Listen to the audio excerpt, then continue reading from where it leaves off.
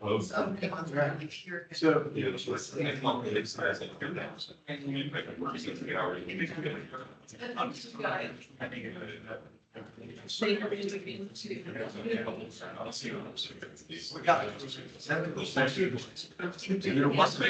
We actually.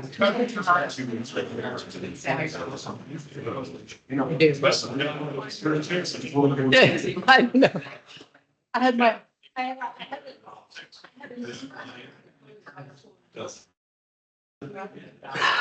So.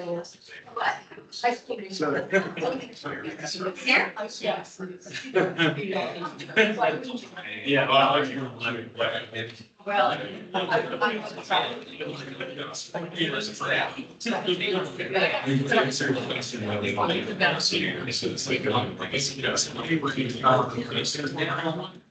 But they pay $50. A lot of questions about.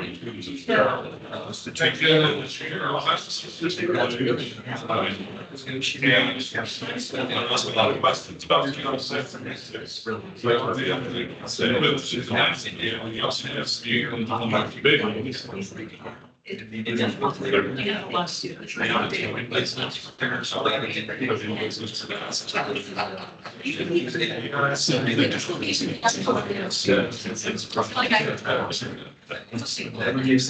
were a lot.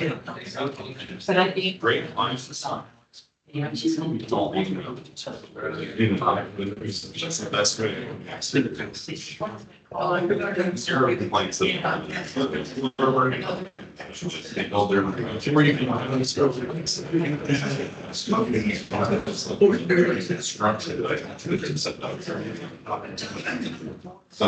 I don't think a lot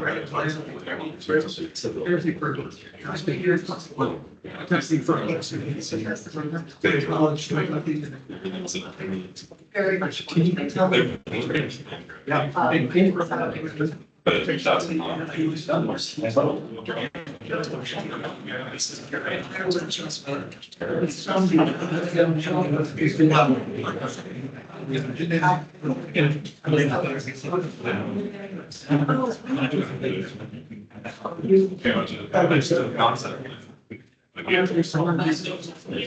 They're being constructed.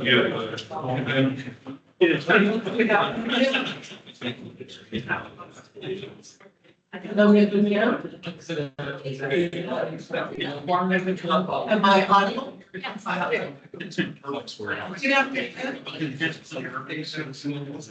believe it is, I can't see the time, 1:02. Sure. So we're 2 minutes late. I am calling the November 6th, 2024 meeting of the Environmental and Natural Resources Advisory Committee to order. Welcome, everyone. So we do roll call. Yes, Melissa Lammers, Present. Jessica Gow. Here. Wendy Anderson. Here. Donna Brosmer. Here. Tom Burbank. Bob Fitzsimmons. Here. John Hoblet. Here. Liz Jamison. John Geronimo. Here. Bill Lights. Here. Tyler Momberg. Here. Sarah Lee Morrissey. Here. Mr. Surratt is absent. Michelle Whittick. Here. Okay, we have a Great. quorum. We have a quorum. Do we have anybody online? No members online. We have some staff, county attorney and land development staff. Very good. And may we have their names, please? Yes, let me go back to that. Paolo Soria is online from the county attorney's office, and Amy Michaels is with our land development office. Thank you very much and welcome to them as well. And so Just as an announcement, we do have a few folks in the audience today. If at some point you folks would sign in on the sign-in sheet, that would be really appreciated. And then there's also, if anybody wanted to speak to one of the items, we have the green card for you to be able to participate. thank you, Ginger. Our first order of business is approval and review of the minutes from our October 2nd meeting. Has everyone had an opportunity to read the minutes?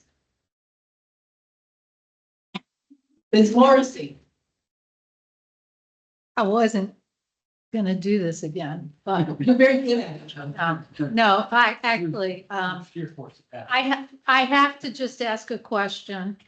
I realize, it could have been me. It involves today's presentation, but it's also, it reflected in the minutes, and I just want to make sure, towards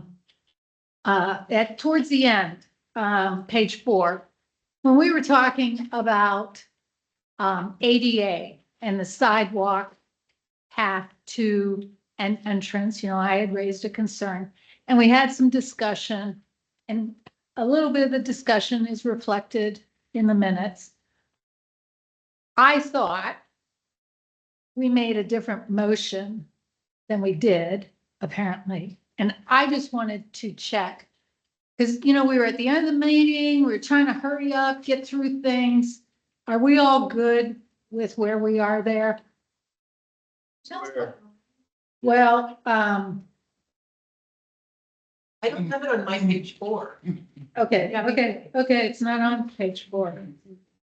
I'm sorry. It's on page 7. Yeah. Am I right? It's on page 7? Where is it? 4.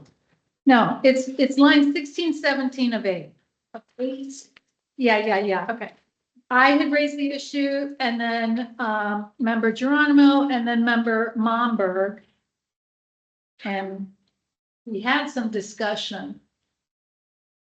I had thought, and it may go without saying, but I had thought at the very least, we were going to clarify that the actual path from those ADA spaces to an entrance had to be ADA compliant and smooth.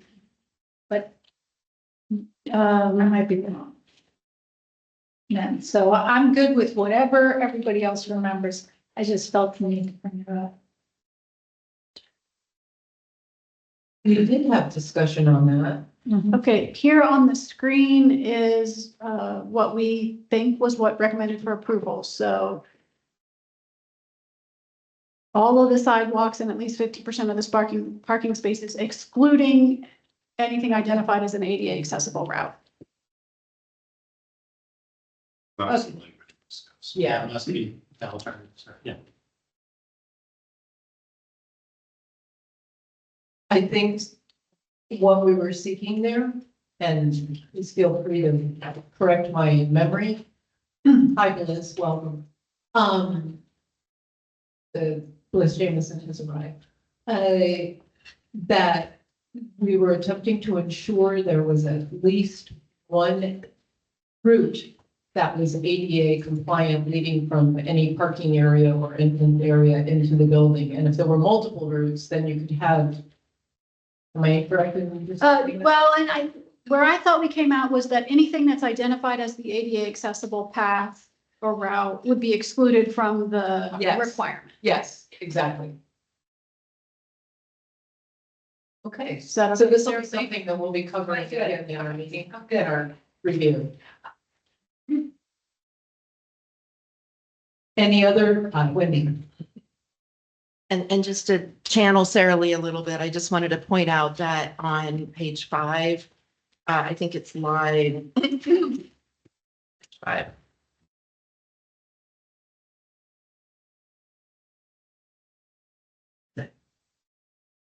Anyway, there's a reference to one of our county engineers, Stormy, but her name is put in as Storm. Could we just add the Y to her name? No, her name is Storm. Storm. My apologies. Yeah, sorry. But there is another typo that I saw that I'll fix.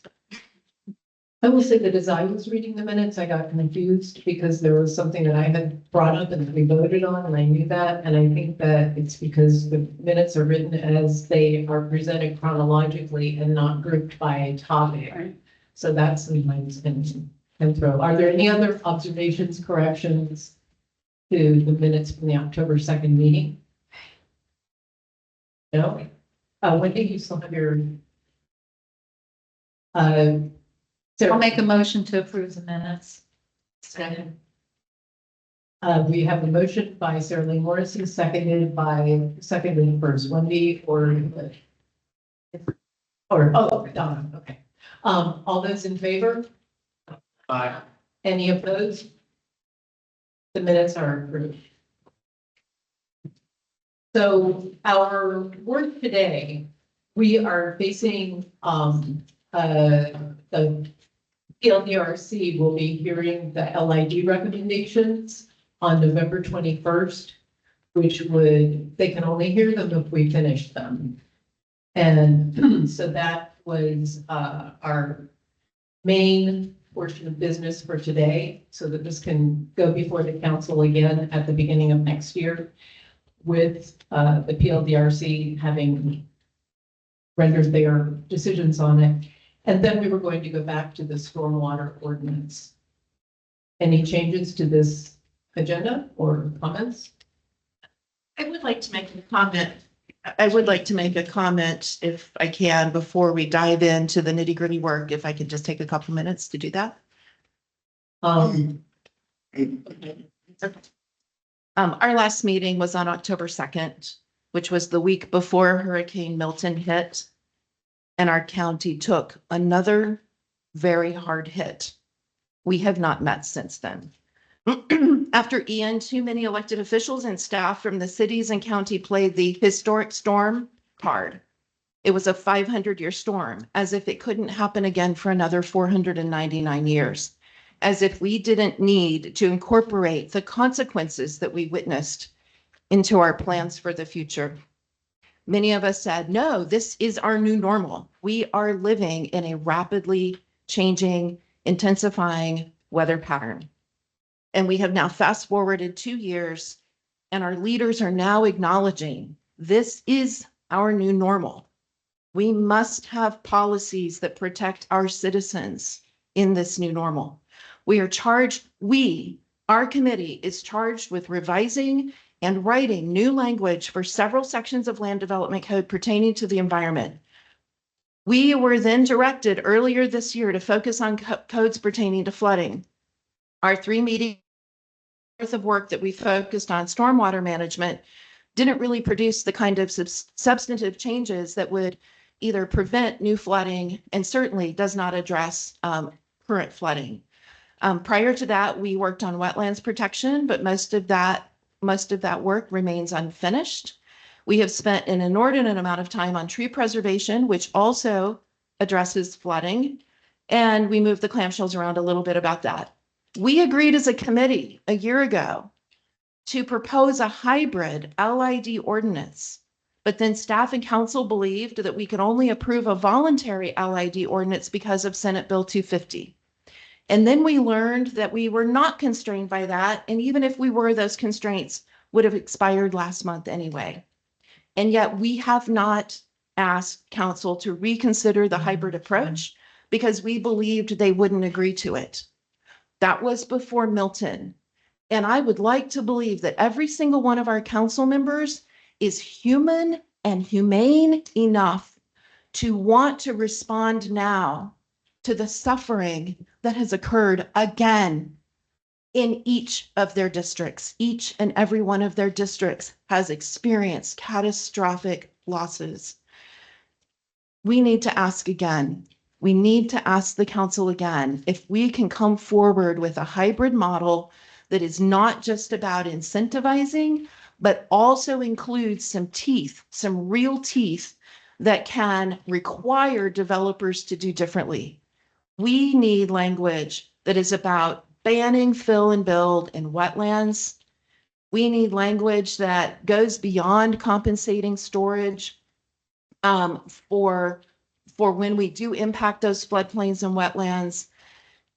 We have to go beyond that. We have to say, we are not going to do this anymore. Excuse me, Wendy. Yeah. Thank you so much for those remarks. I think a number of us had planned to say some similar things Okay, in the appropriate portion of the meeting. okay. Um, I will save the remainder of my remarks for when we get to those I'm portions. sorry. Yeah. And I think we have also struggled, and this bears pointing out, we have struggled as a committee. I will say it again, the council has not seen fit to hear our annual report that was scheduled to be heard in February of 2024.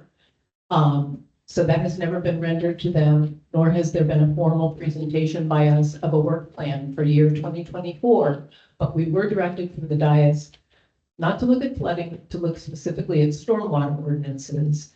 We are aware as a committee that these things are interrelated with tree preservation and floodplain protections and wetland protections are all part and parcel of flooding. And it also bears to mention, since we do have members of the public present, the ENRAC cannot go back and fix things that occurred in the past. We can only take into consideration the best science available to us and balance that going forward and write ordinances that will be effective. The last council meeting was heartrending.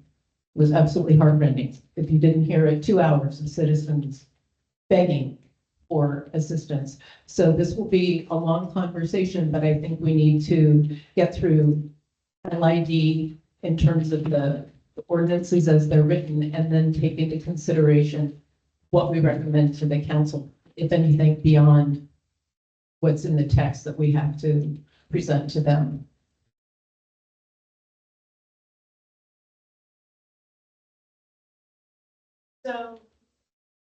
We'll have a bigger stormwater conversation after the LID, and then, if it's okay with everyone, we'll just sort of continue where we left off, and then if we get through the matrix and all that, then, whatever discussion about if we want to make different recommendations, about hybrid approach, et cetera.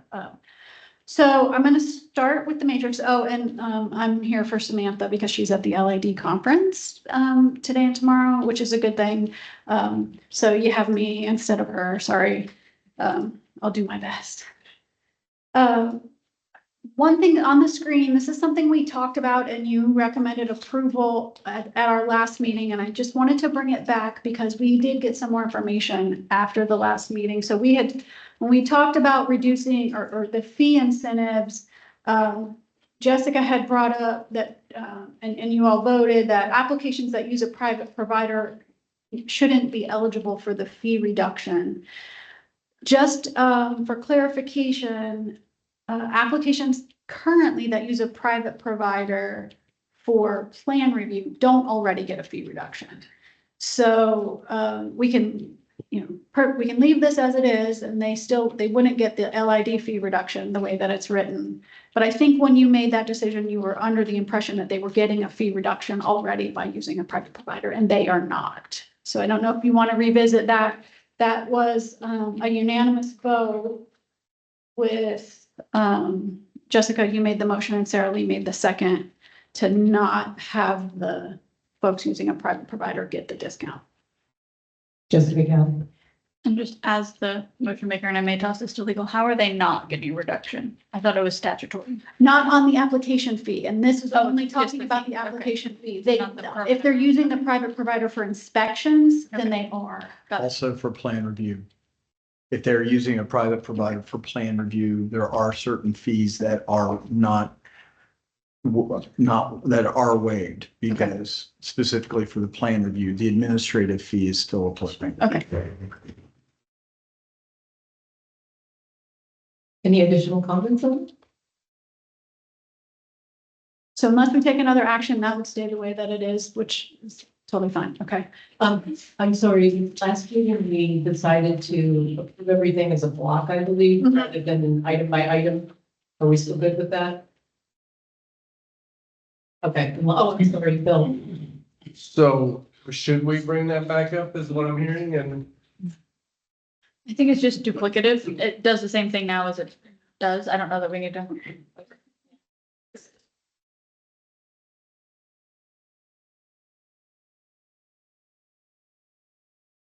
Technical difficulties.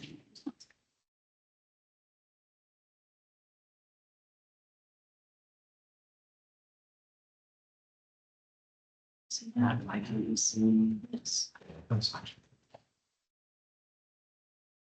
can't. All right, I'm gonna stop sharing. Are we having issues with the? audio, Yes, people? my apologies. I have to share the screen correctly. Okay, now is the time if anybody has a good camera.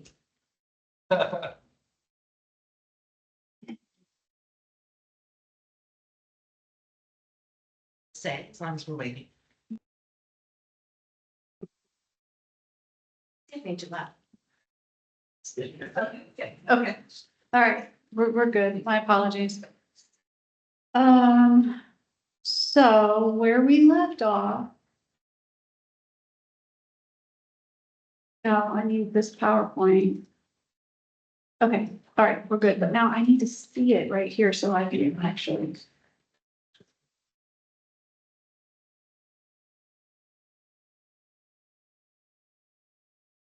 Yeah.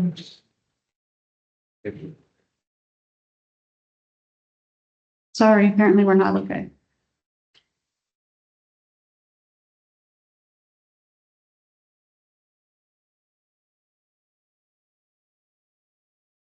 Oh, last time we did. They can only keep these display settings. Okay.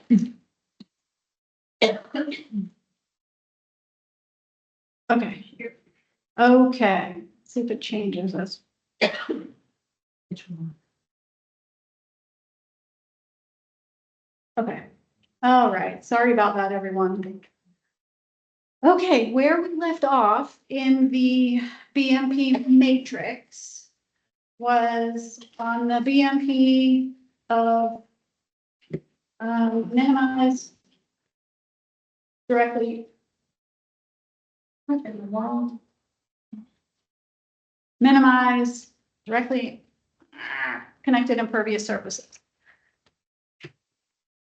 So this BMP is, would require that all roof stormwater is directed into a pervious area, like a rain garden or a swale. And that disconnected area has to be identified on the site plan and, within a table, on the plan set. And the idea behind that is that then that has an opportunity to either percolate or, drop out some of the sediment and pollutants before it gets to one of the connected stormwater areas.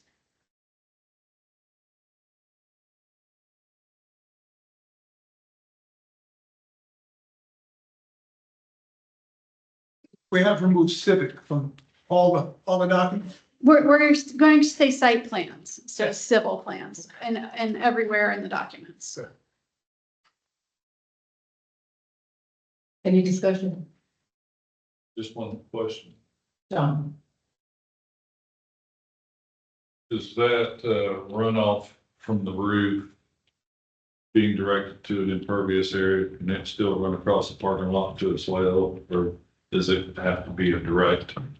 The intent is the first place it hits is an impervious area. That impervious area might not be big enough to, actually hold all that stormwater permanently or throughout the storm event, but it hits there first and then it enters into the system.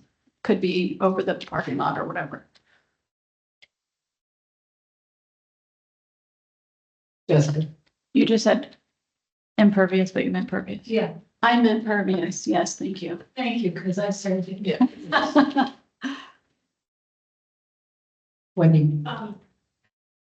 So where would exfiltration basins, would they be included? Because, if you are building in a already dense urban situation where you don't have space for this kind of soft green solution, you might want to use an exfiltration basin where you're directing your stormwater under the building into a cistern type thing under the building. So is that included in here, or is that someplace else that we're gonna? It's someplace else. Okay. And so that's one of the BMPs that's in the actual, stormwater part of the section. We're still in site design BMPs. In fact, I think this is the last of the site design BMPs. So you could use this in conjunction, but they're two different BMPs.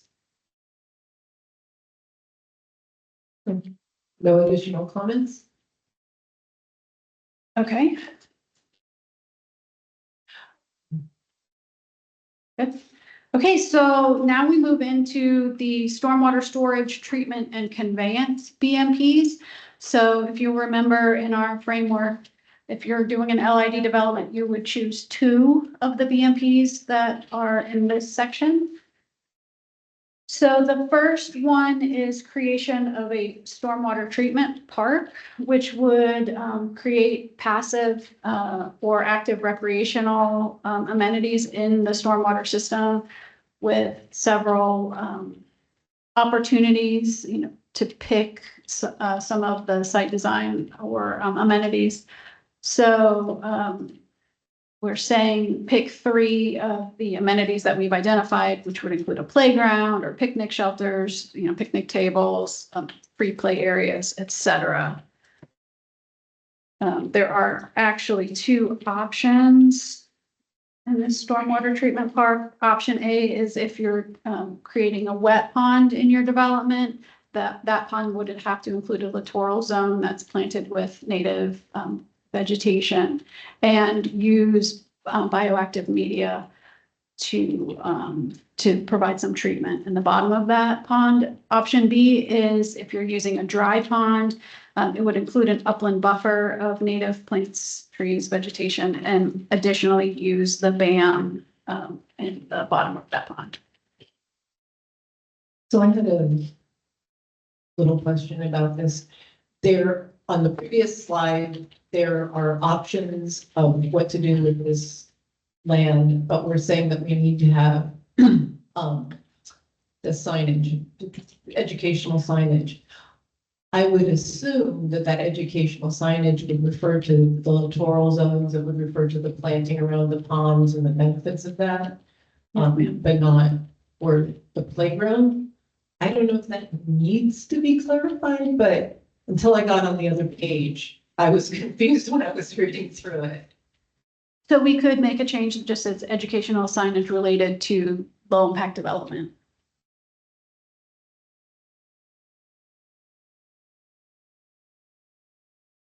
Okay. Anybody else? Bill, do you have a? On the dry pond slide. Next one. I think. Pushing the button, it's just not going. So does that mean you always have to design a native planted area around a dry pond, or you have to keep what was there? I'm just not understanding the value of that. I can't. Like, Slides are not moving. If in fact you could construct it and retain the native vegetation, that would meet the requirement if they're not moving. Generally speaking, when you build the pond, everything around it is pretty nuked, so Yeah. most likely be replanting with native vegetation. Thank you. must include an upland buffer of native trees. Why do you do that? Why? What's the value of that instead of just a dry pond? Because what, in this case, if you're choosing this option, it's creating this sort of stormwater park situation. And so the addition of the native vegetation adds to the habitat value, more than just the stormwater. And will this then be used for active recreation? Is that the link? It could be passive or active recreation. Would have, the whole area would have to have 3 of the amenity options. Okay. And just as an FYI too, like we've identified these area options. At the very end, we'll talk about a statement in there that, if there are things we didn't think about, right? There are BMPs that come along that we hadn't thought about, or if somebody has a innovative idea they want to do a stormwater treatment park, but they want to do something other than these. There's an ability for staff to approve something that we just didn't conceptualize yet. Wendy and Jessica, and then Bob. Wendy says, Oh, no. Jessica and Bob. I was just going to say, I like the staff ability to change it, but with this list, it seems very active based. And so I don't know if we can look at, because then if an interpretation comes up and they say, no, it was intended to be active, kind of like the open space discussion, if we should throw in some other passive, like a raised boardwalk or something like that, that would complement more of a passive recreation. Tom and Tyler. Thank you. Speaking as a potential developer, I would look at this and say, okay, what's the cheapest way I could meet 3 of these things and still make money. So is any discussion we get into a minimum size of how big this park would be as a percentage of the size of the overall site? But if you got a 100-acre site and they give us a picnic table, a pavilion, and I don't know, a dog park, that's 2 or 3 acres out of 100 acres. That's not very useful, actually. Was any discuss, I'm sorry, I got here late for all these talk. It's okay. Did that come up? I don't think we did. I think we just focused on trying to keep the topography. Yeah, so I would say that in other parts of the code, like particularly if it's a PUD, there are requirements for how much open space is required and what the types of open space are, whether it's passive or active. We had kind of thought about this a little bit differently in that it's the vicinity of the pond, right? So it's right, that area right around the pond that you're adding some amenities to that. You're still gonna have to meet whatever open space requirements are of the development, which really only applies to PUDs, but so this wasn't intended to address all of the recreational needs of a community necessarily. I just know loopholes. Yeah, agreed. Yeah, good point. Tyler? I think in general, this one is the BMP that bothered me out of the set or didn't seem like it fit, especially the idea of putting a dog park against our stormwater facilities where you're going to have maybe there's some better nutrient control mechanisms for where you place the dog park. But I definitely think that, you know, for me, you see this as a good idea to vote for, to move forward. We need to have higher level of specifics on what it is. I think these are great ideas for like eco projects and other public projects for us to look at how we can use our stormwater facilities for public benefit. I think within development, it's good to encourage it. But this is something that usually happens in the PUD process as part of the negotiation or some other thing that the developers looking to incentivize, they'll offer additional amenities. So I'm kind of against this as it's presented.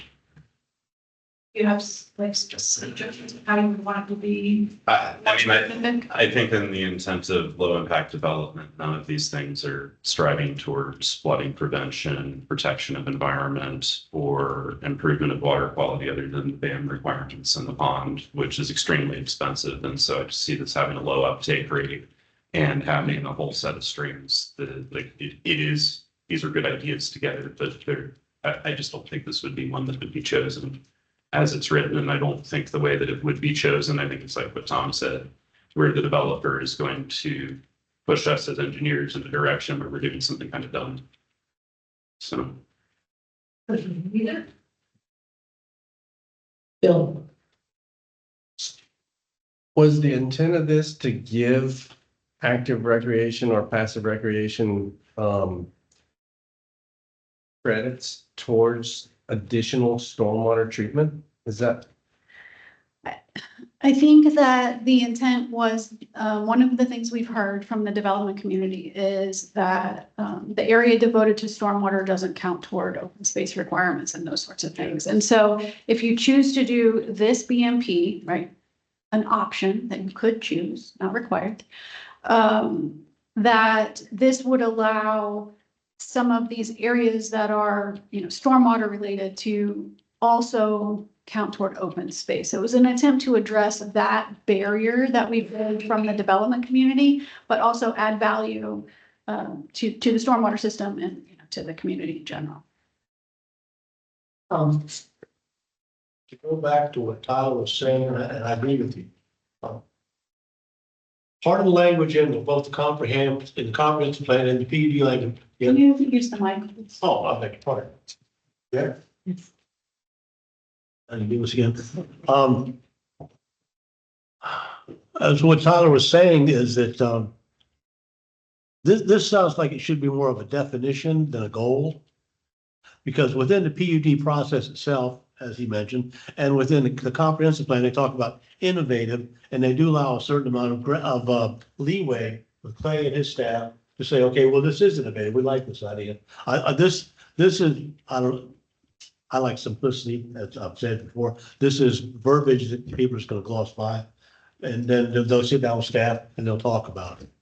I'm just. Make up.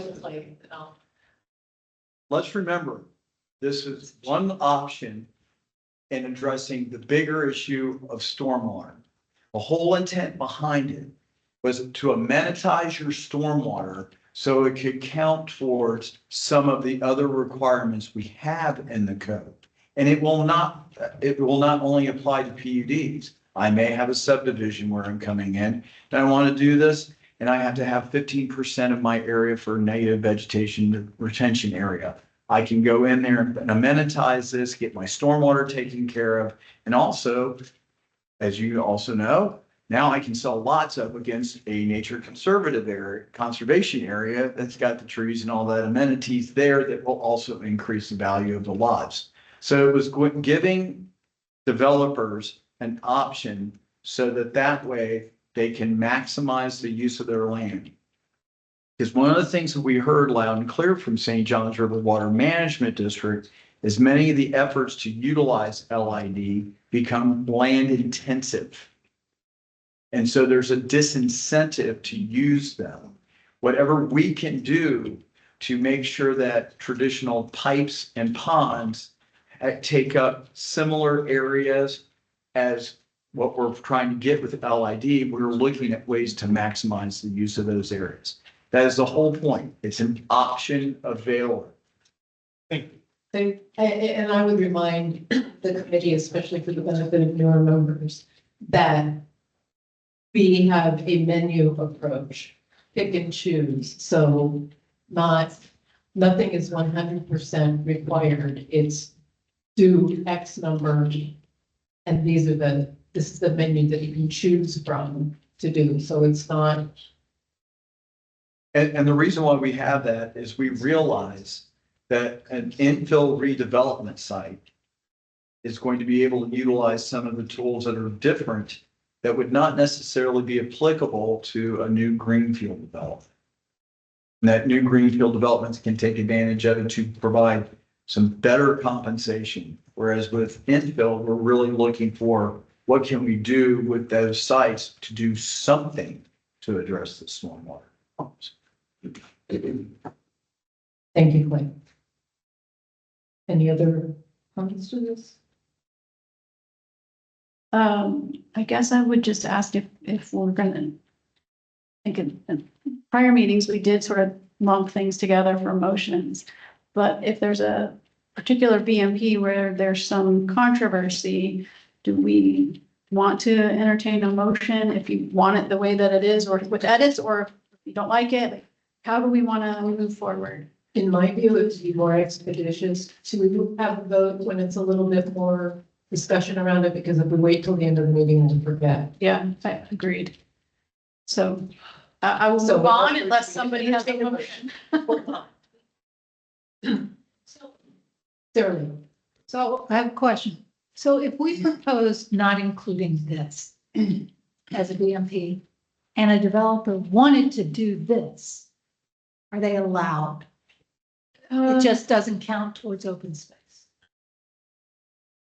So, there's the general language that says if you come up with something we haven't thought of or that isn't in here, we'd be willing to entertain it. So, I guess yes, you would be allowed to do it. It would be more of a process though than now where I just check, okay, I've chosen this BMP and this BMP and this BMP. I guess it wouldn't preclude you from it. It certainly wouldn't preclude the developer from doing any of these things. Right, you either wouldn't get the LID credit for it, or you would have to go through the process of, interaction with staff to say, here's what I want to do. It's not on your list. Can I do this thing? so the whole point of this was to incentivize and from an environmental perspective, the big deal is having a stormwater treatment park with natural vegetation around it. That's the meaty portion of that from an environmental perspective, correct? And then from a development perspective, it's let's incentivize giving them open space credit by using, as Clay just said, using the stormwater treatment pond area as passive or active recreation. And they can choose to do that to my mind, I would not wish to disincentivize the portion of the stormwater treatment park with native vegetation around it. I would like, so I don't know if we're discussing the whole thing, or if we're discussing the list of amenities, which are flexible, because the developer has the opportunity to come in and say, I have another amenity idea. As Jessica mentioned, a boardwalk, if any of you have been to Bureau Wetlands, or Blue Water in Gainesville, or Wakota in South Florida, those are municipal, but they're incredible amenities of wetlands. So I'm looking for clarity from our group. Thank you, Jessica.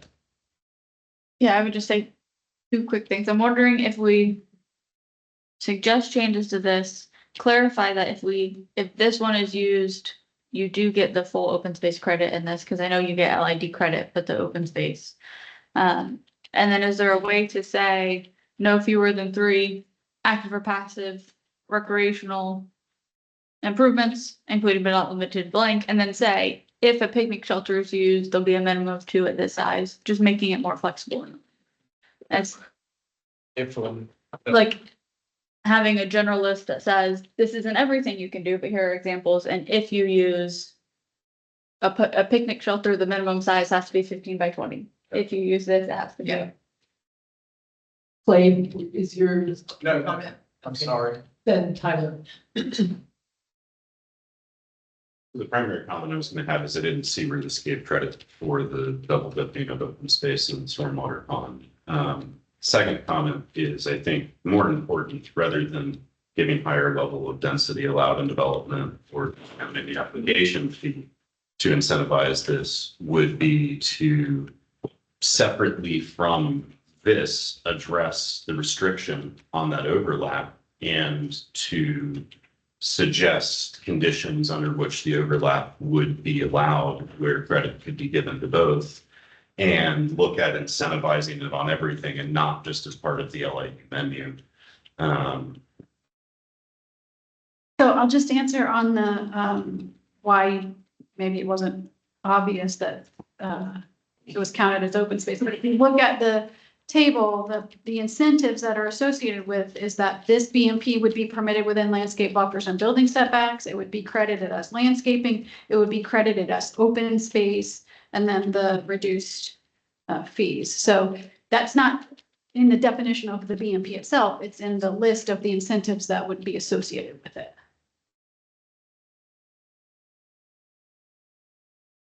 Clay.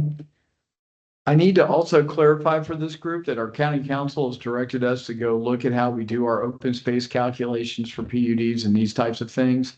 So as we go through that exercise, if we see that there needs to be a correction made here, we'll bring this back to the ENRAC organization. Okay. All right, are we ready to move on from this? And we will move on from this. No, Bill Light, sorry. I was just gonna make a motion to approve it as written. Just to be done with that. Okay, motion made by Bill Light, seconded by Tom Burbank. All those in favor? Any opposed?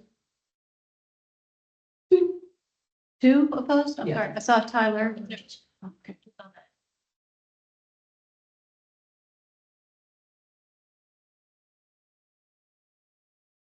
Okay. Which is carries.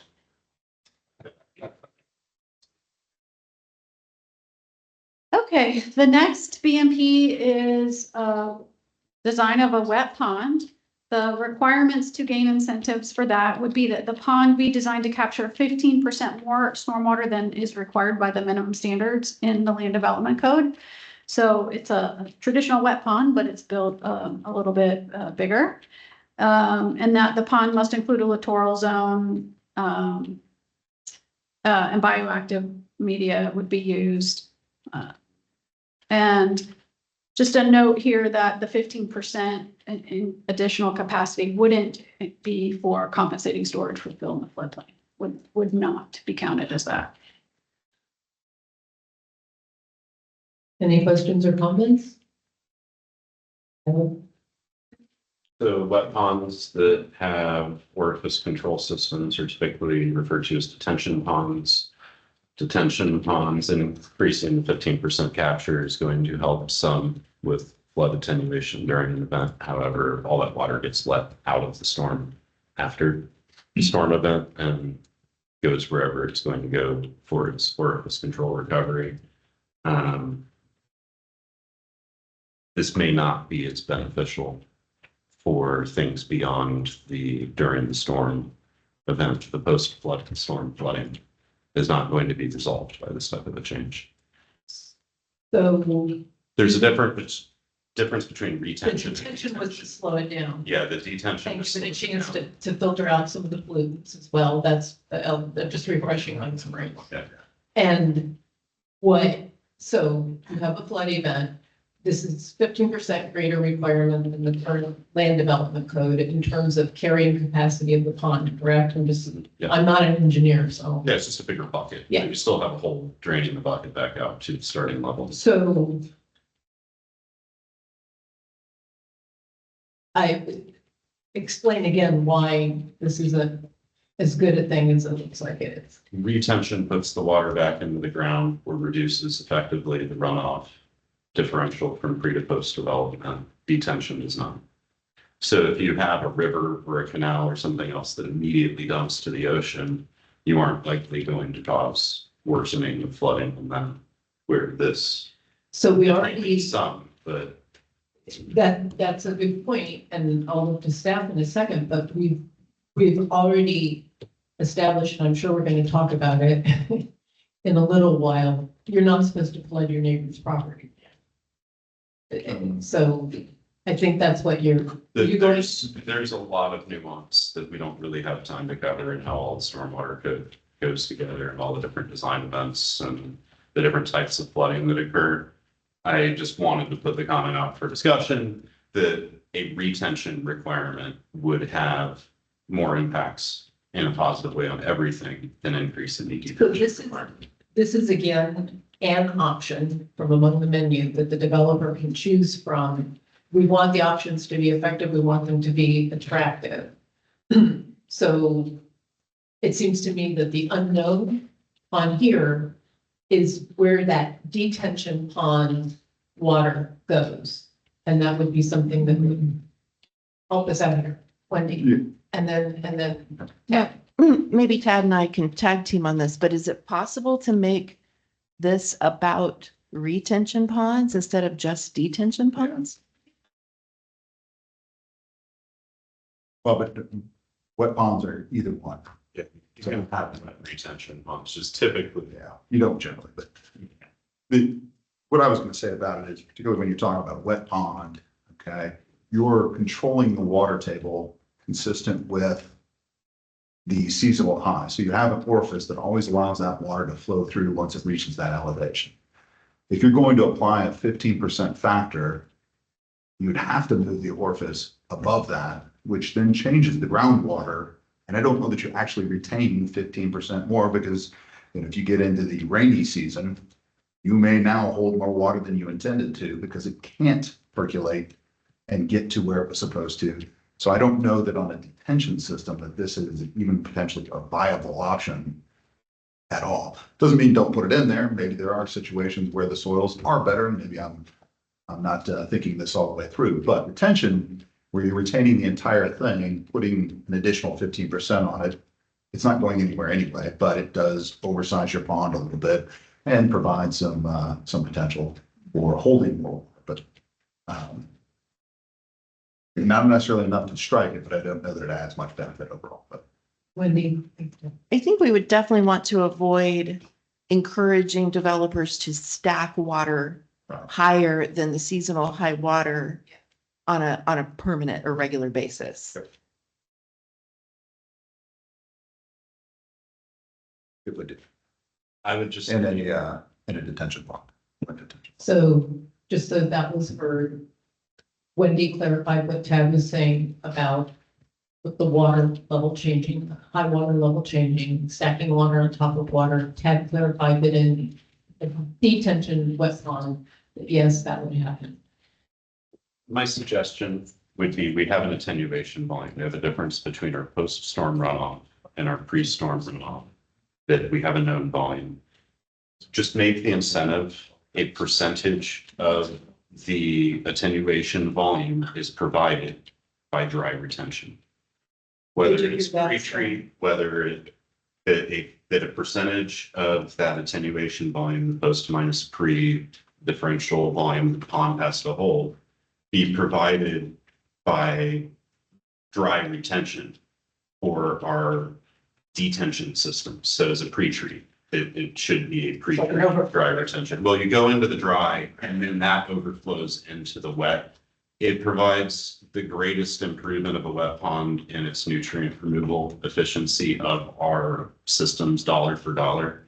That also, then on the dry pond, you could just say size of 15% bigger. But what that's going to do is it's going to retain 15% of your design storm event volume, but most 15-minute, 30-minute, 1-hour rain events aren't going to go beyond that dry pond.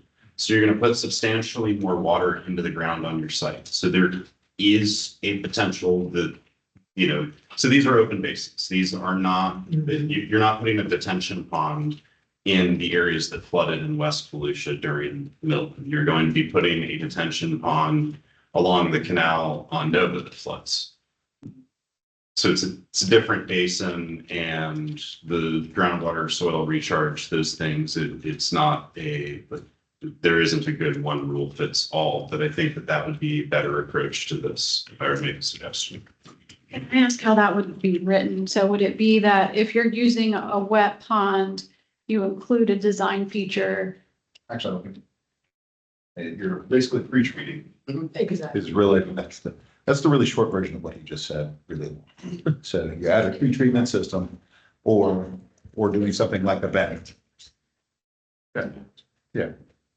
But could a swale or rain garden also serve as that pre-treatment? It doesn't have to be a dry pond. It could be Correct. another. Well, we consider those dry ponds when we apply for the permit under the criteria. Those are all Best management practice. Yeah. And exfiltration, Incorporating any of those types of things, but any of the. So I just want to see if I got the words right, but, and I know you would have to vote on any change, but so it would say, include a pre-treatment system equivalent to 15% of the required stormwater volume if you're using a wet detention pond. just say pre-treatment retention of 15%. Say that again? Pre-treatment retention of 15% of the required attenuation volume. Is that okay?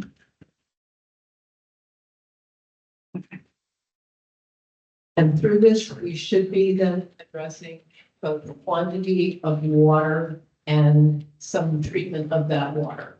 Yeah, this is a better engineering. So if we were going to make those changes, we would need a motion. You still want to keep in the possibility of doing ban. Yeah, Something like right. Leaves the rest. It's just that maybe this first sentence.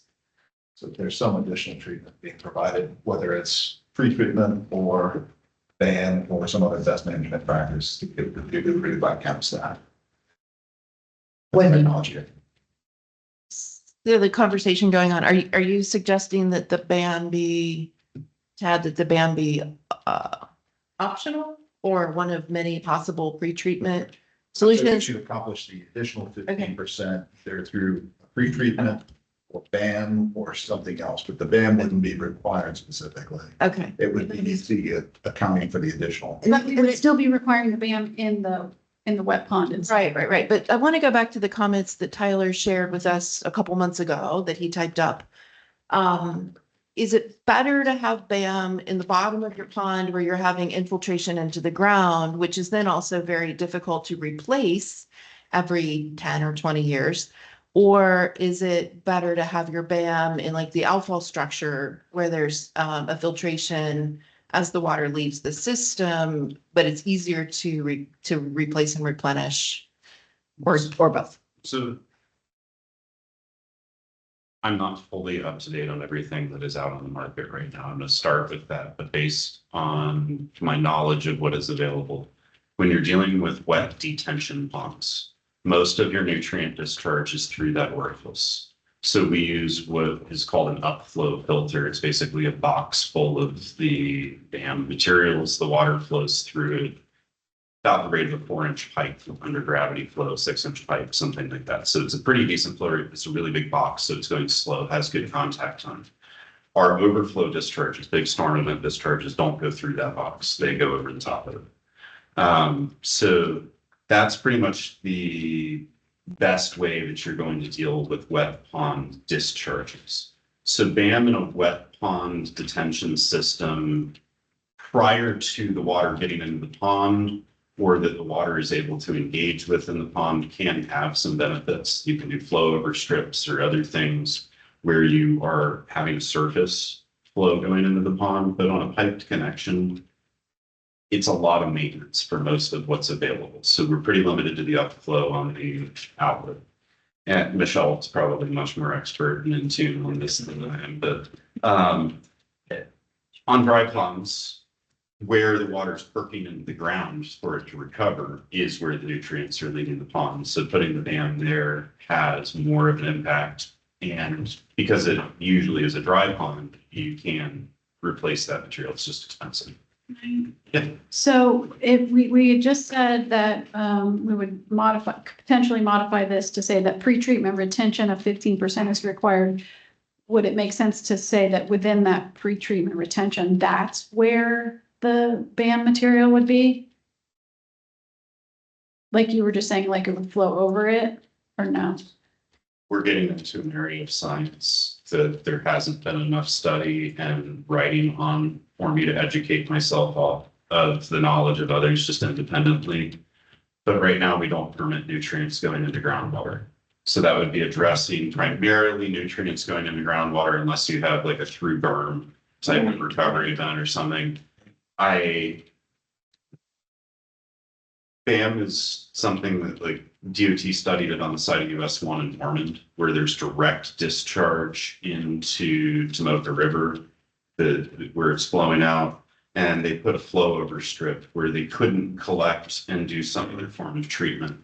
It's effective there, but it's not cost effective versus other options. And so from a squeezing dollars out of the, different options, I just don't find lining ponds has been an alternative.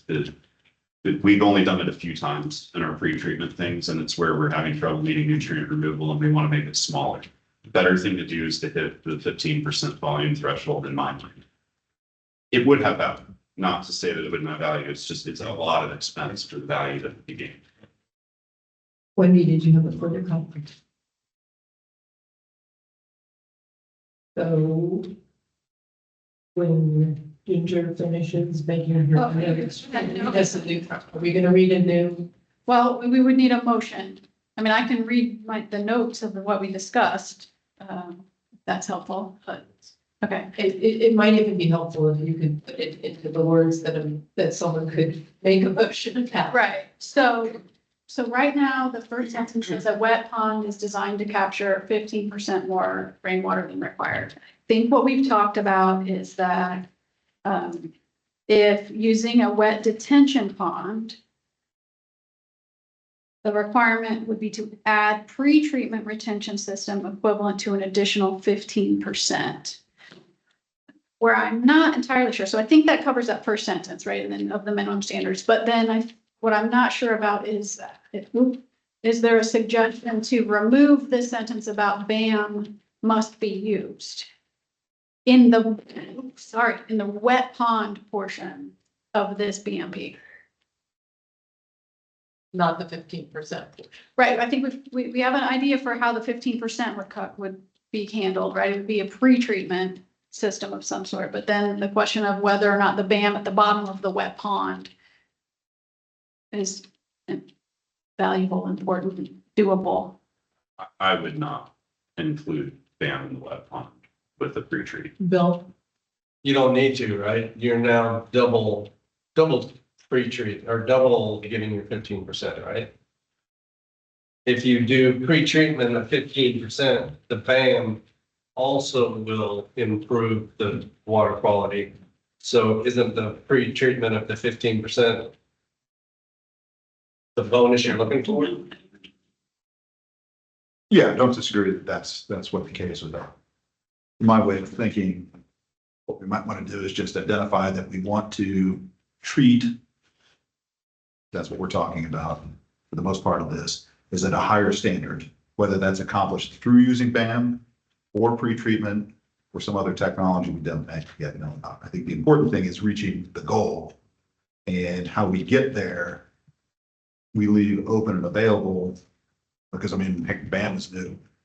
There may be something else that replaces that or improves on that overall. And as long as the water is cleaner, I don't know that it matters generally how we get there, but. So if we said a pre-treatment system of a certain size, the pre-treatment implies some sort of water quality benefit, and then the size has the quantity that we're talking about. Is that a true statement? Yes. I have a science question. So we would not waive the requirement of having aquatic macrophytic vegetation. Does not the macrophytic vegetation perform an environmental service in terms of cleaning the water and removing some of at least the nitrogen? Okay.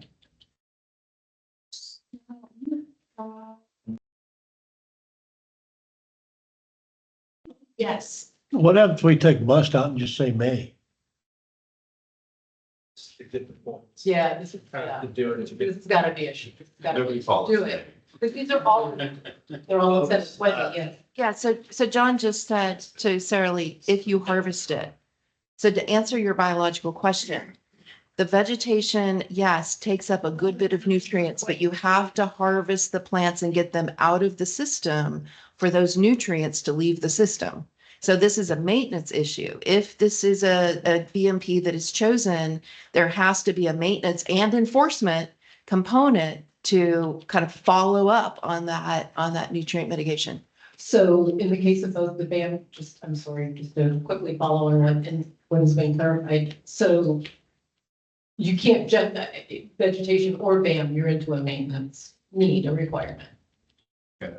Even on your existing wet ponds, for example, you should go through every 10, 15, 20 years and dig up the bottom to get rid of the heavy metals that the sun doesn't break down and stuff. As it is right now, your wet system basically holds the water for a certain time period. The sun breaks a vast majority of the chemicals down. It doesn't break down the solids or anything along those lines. Generally breaks down all of the chemicals, which cleans that water, and it does a very good job for the most part. But you do have things like phosphorus and nitrogen that it doesn't very well, and that's really what we're targeting. Say, you set a higher goal, which is consistent with what the water management business is trying to do with their most recent rules changes. You're already accomplishing a large part of that with that in the first place. So at some point, you want to say, are we really giving credit for something that's already required by the water management district? That's a great question. Yeah. Oh, Jessica, sorry, it's hiding behind your water bottle. Oh, fine. The question on maintenance. I think we said at the beginning of this manual that if you're utilizing this process, you have to include an LID maintenance plan. So that would be included in this, right? Okay. Okay, I tried to write what we've said. Might not have gotten it. So if using a wet detention system, it must, and make it a little sound better, but it must include a pre-treatment retention system equivalent to 15% more rainwater than required by the minimum standards.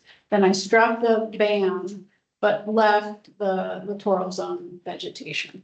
I would leave the ability to put in BAM instead of doing a pre-treatment retention system. You do either or. But the BAM doesn't give you the volume, right? The 50, Yeah. an additional No, volume. it doesn't. That's what I'm going, look, are we trying to accomplish treatment? Are we trying to accomplish attenuation? It's like we're trying to do both. I did do both. I would almost separate the two.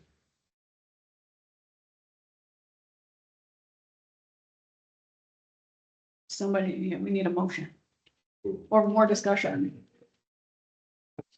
Tyler. Motion to approve as amended on the screen. Second. So motion made by Tyler, seconded by Wendy. All those in favor? Any opposed? Motion carries.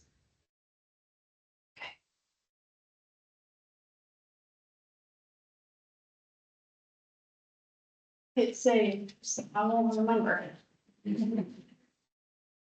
Yeah, do hit save, please, because none of us. We do have to record it. Yeah, then you have to listen. Okay. I'm gonna leave it on this edit mode because we have more. So, so the next BMP is about a dry pond. The requirement would be to capture 15% additional, stormwater volume. The pond must include an upland buffer of native trees, shrubs, and understory vegetation, and dam must be used. Again, the 15% would not include any, credit for compensating storage for fill in the floodplain. Any questions, comments? Thank you. Okay.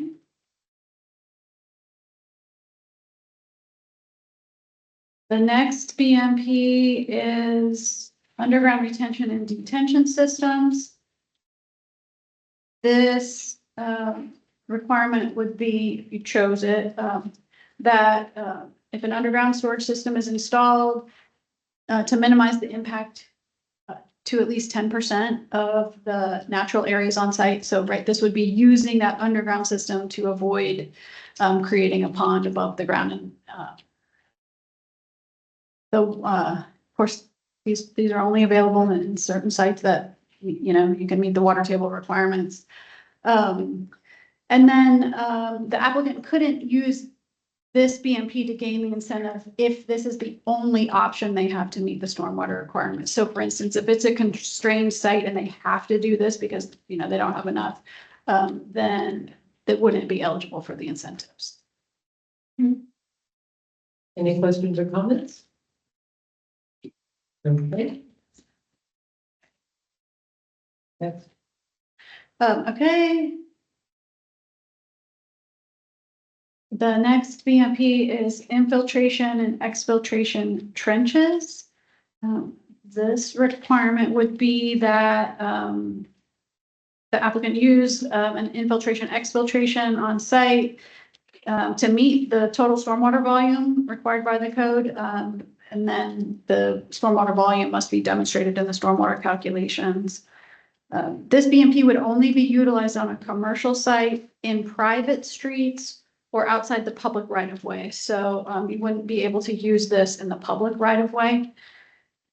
And again, the water table would have to be appropriate. I know. This is one of our options for stormwater treatment. We want to cover more of the site unless it's achieving something else. Its use by itself, I don't see as a benefit versus others. If anything, I see it as a detriment because it doesn't have near as long of a service life as just a dry pond. And it's a lot more expensive for us to desilt it than it is to scrape the bottom of the dry pond, scarify it, and put it back on service. And desilting is never successful. You always lose volume as you go along by age. So. So I'll tell you the I'd be curious. reason. The recommendation would be to strike total, set a percentage, that's fine, but I would not ever recommend this being the total storm. No, okay, so maybe it's not worded right. So the intent was that you could, if you chose, use an infiltration or exfiltration trench, and the volume that that provides would be counted toward your requirement. Not that it be the only thing you do on site, that it be part of your treatment train. So it may be that we just didn't word it very well, but so that was the intent. It's basically to allow by right the use of this as a BMP and that it count toward your total volume. So, so to understand this, I'm looking at Tyler again. So if LID is to, insofar as it is possible, retain the topography of a parcel of land and to keep the water on that property, what I would see, just on my limited knowledge, is if I have to handle X amount of stormwater, but I want to utilize the natural topography as much as possible, I may need a combination of a pond and a trench. It's true, except for the fact that to put this in, you have to dig up that section that you're putting it in.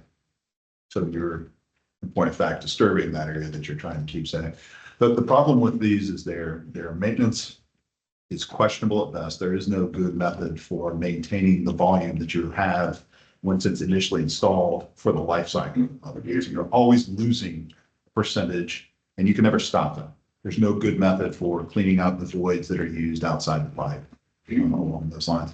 And then on top of that, it's got a built-in failure time frame that's worse than others. So you have to have an entity that can maintain it, and when the time comes, it needs to be replaced. It's a pretty good expense, and if you put it under something, then you're replacing that as well, which is why we would never actually put them under structures, as was mentioned earlier. You're not going to want to be in that position. The other aspect too is if this gets overwhelmed. So if you have, a continuous high period of rainfall, more so than whatever the design storm is set for it, or the seasonal high is off. When it fails differently than a stormwater pond would. There's no extra, it just moves on. And if you get into certain situations, you can actually, if they're not designed properly, we see it in lift stations and things like that, the damn things will float and pop up a little bit. So, there's just a lot of problems with these things in general. So I would certainly, like I said, strongly recommend not using the word total. And I don't think it's apparently the intent, but there's a reason we used to use them, and we don't use them very much now, at least for this. So. Thank you. Tyler? So an infiltration trench typically comes to the surface to help accelerate letting water into the ground. An exfiltration trench we typically run a pipe into, and we're using it to get water to infiltrate into the ground. For the most part, I'm just ignoring infiltration trenches in my comments here because it's not something that we really use in Florida. It's something you use for your clay, things of that nature. So speaking to exfiltration trenches, what I would say could be a beneficial intent of this rule, but I don't think is really spelled out, would be that we have a goal of having our post-development site have a certain coverage of infiltration area, whether it is retention pond or exfiltration trench or infiltration trench or a bioswale or whatever we want it to be, some coverage of that site. And I've thought of how to try to write this, and I've tried to think of different sites, and I'm stuck in the writing and brainstorming stage of peers, but I actually have something that I was trying to write along the lines of this. And one of the challenges is, say you picked 20%, you want 20% of your site. Well, if you have a 50-acre site, how do you make sure that that 20% isn't one corner of the 50 acres? And, then we're giving an incentive to somebody to do something that we think is a bad idea. And so it's how do you write something that's simple, but that actually achieves the beneficial result we want? And I don't have a good answer for it. However, I think that's what you're probably trying to get to with this. So you pull back Yeah. to a bigger view of X% of retention on the property and filtration on the property to be accomplished in one or a combination of these ways. Is that what you just said? Yeah. It's a non-engineer. I think that the benefit of this is that you are able to put ground that you're percolating water into back under a parking lot or other hard surface where you previously were taking away that soil storage and groundwater recharge zone. All of its benefits come with all of the detriments that Tad talked about. I can mention they've got like a 3 or 4 foot deep vault system, maybe even deeper on these apartments that just went in on the south end of the land over by the library. And it looked like precast concrete and other stuff that was going in. I've seen a lot of these different systems. There are dozens of different ways that we can achieve these exfiltration trenches. Some of them are more maintainable than others. Some of them are more constructible than others. Some of them are more resistant to collapse type of failures. And so all of that is something that the developer that we work with has to pick the system typically. And so I would be very cautious with how this is written. I did make a couple of maybe edits, which would just say that the exfiltration may be used on site to meet the stormwater volume required. So it's there as an option. But if it's something we don't want people to do, then that's a different story. But this makes it more like you can use it if that works on your site. And the volume in it would be counted toward your total requirements. I think everything gets measured against a goal of the big goal, having more water retained and having it go back into the ground as clean as possible. So under that, having options should be a helpful thing. Wendy and then Tom. So would it help to say, maybe used on site to contribute to the storage or to partially contribute to the storage rather than to just say to meet? And right, I mean, it's my understanding that we often use these in parking lot situations, particularly in urban areas. And yeah, I know that when the DeLand Commons were being built, Ted Byler's flying his drone over it every day, we all got to see the excavation and the installation of these structures. And I was keenly curious to see how it would perform in Milton. And it performed remarkably well. I mean, Howry and Alabama did not flood, and it always flooded. And so it seemed to work. I was shocked, actually. So, Well, as was said, this is something that you don't see very often where it has to fall out of favor.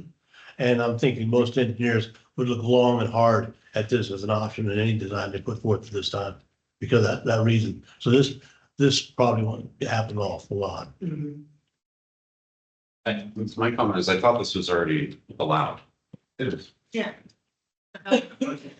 There's points for using something we're already allowed to use and saying that the reason is, yeah. Yeah, I mean, I guess the intent is to incentivize other things than just, I'm building a big pond on a site, right? If you provide these options and there are incentives for them, then maybe people are doing the treatment train approach, which is the bedrock of LID. Okay, does this help or does this harm in leaving it in? Wendy? I made a little bit of an edit up there. I don't know. So it would just say that you may use this and the volume captured may count toward the volume required. It's sort of a duh statement, but. The one thing that I would certainly recommend adding is that site conditions, just like any of this, but site conditions can have a huge effect on whether or not it's a viable option. I would probably make a note because you can always make a pond a viable option, but you can't always make this a viable option. So we don't want it to sound like, well, if the water table's high, I can still do it and still get credit for it. So that's just the attorney in me, but We've got the water table. something along those lines, something that shows that it's been reviewed, it's approved by. The one thing I would say too, and I'll modify my earlier statements about the exfiltration. This is listed as exfiltration trenches. So trenches are a smaller setup. It's basically a pipe with a larger rock placed around it to create the voids and the storage space that you get. And those, like I said, they don't operate very well and you lose your volume rather quick. There are other things that do exfiltration. I don't generally think of them as trenches, but they are a similar size, but they are much bigger structures to create volume with, and those do clean out better overall. So what we might want to do in this case is put a limitation on what type of exfiltration, get rid of the word trenches, and maybe come up with something that shows a minimum size in terms of a pipe size. Because you have a 8-inch pipe, you're never really going to clean that out. You're never going to be able to get the use out of it that you want to. But if you're putting in, some of the bigger systems, something like what's actually pictured, you have that picture? That picture.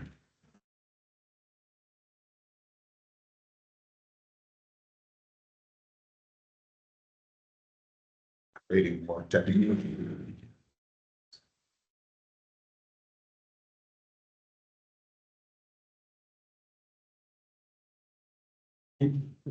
Page 13. Sounds like it. That's what it is. It is a true. It is. Yes, it's, I have a master's of turning fields. Typically study on that. So if you've got, as shown in the top left, if you've got a system like that, it's no longer a pipe, it's really a PVC structure or something similar. Yeah, that is a much more effective, you got a lot more volume that gets created, so even though you have some losses, that loss is much, much smaller percentage of the overall system. That we'd be fine with. I've done some of that myself, so that's not bad, but you wouldn't want to be into these smaller pipe sizes, something along those lines, so, and what I recommend, yeah, something like that is not what I would recommend. You're digging that up in about 10, 15 years, because there's no way it'll be affected and you'll never clean out that rock space. And you can see where a majority of your volume is not the pipe space, it's the voids around there. So your failure is going to occur much quicker, and your maintenance life cycle on it is going to be much worse. So there's some kind of clarity between different types of systems. Okay, wordsmith. Right. Well, that's why I want to get rid of trench. So, System or structure? I think what we put in there is a exfiltration system in which the pipe or vault space greater than a 36-inch pipe, something along those lines. I don't have a number off the top of my head, so I apologize for that, but that's kind of where I would recommend if you, that's the direction the group will figure out what that. Engineers, does 36-inch seem reasonable? Just 5 feet deep with cover. Again, I'm thinking along the lines, when you look at those, yellow structure as there, it's. The storm techs are typically 12 to 18-inch depths, depending what model. The Voltex are typically 18 or 24-inch depths. It's a half pipe. So a 36-inch pipe cut in half would be 18 inches deep. It's just, I would just say an exfiltration system that its volume is primarily, or that some percentage of its volume is provided by pipe void rather than. Why don't we call it a vault system? Yeah. And refer to that particular exhibit. Vault system. That's an ADS storm tech. That's, except that goes with a different BMP. That's underground retention and detention systems. Understood. Well, which is what exfiltration places, it doesn't, but Okay, clarify. but are the two things different? Underground detention is just a vault. It doesn't necessarily permeate. Okay, so maybe it's Yeah. the photo. Okay. I just wanted to make sure we weren't creating two things that were the same thing. Yeah, that clarifies. But they kind of are. Okay. Yeah. They were like, But Ginger, they kind of are two things that are the same thing. When you. Okay. She showed me when you came. So in the actual manual, I mean, to the question earlier about like, this is already allowed and how is this incentivizing, LAD and all that? Or how are we gaining anything? So in the manual, the language is an underground storage system is installed to minimize impact of 10% of the natural areas on site. So the goal is to maintain the natural areas or the natural topography. And so Yes, that's what we're gaining. that's the one we already talked about, underground retention and detention. Right, It has the okay. 10%. Okay, right. Okay, so maybe I'm in the wrong So then the section. next So- one, But So wouldn't if you that do that also one be? and This one, which Yeah. to do the other one, you have to do this one, you've already incentivized, you've already met the two, So we should come back Yeah, or get rid of. or get rid of one, right? they're the same. Can I make Michelle? Can I make a motion to get rid of the next scale, which I is think it's a combination. Michelle has moved that we get rid of this. Second. Tyler has seconded it. All those in favor? I, You go. Any opposed? Then it is gotten rid of.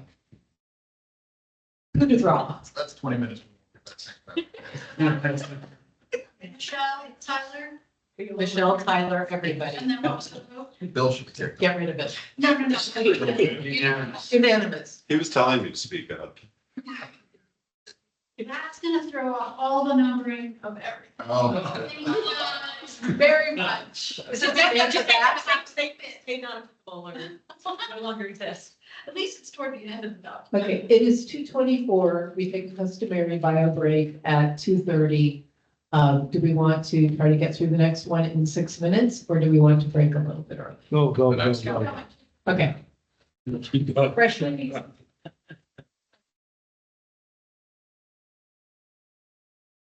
Okay, the next one is stormwater harvesting.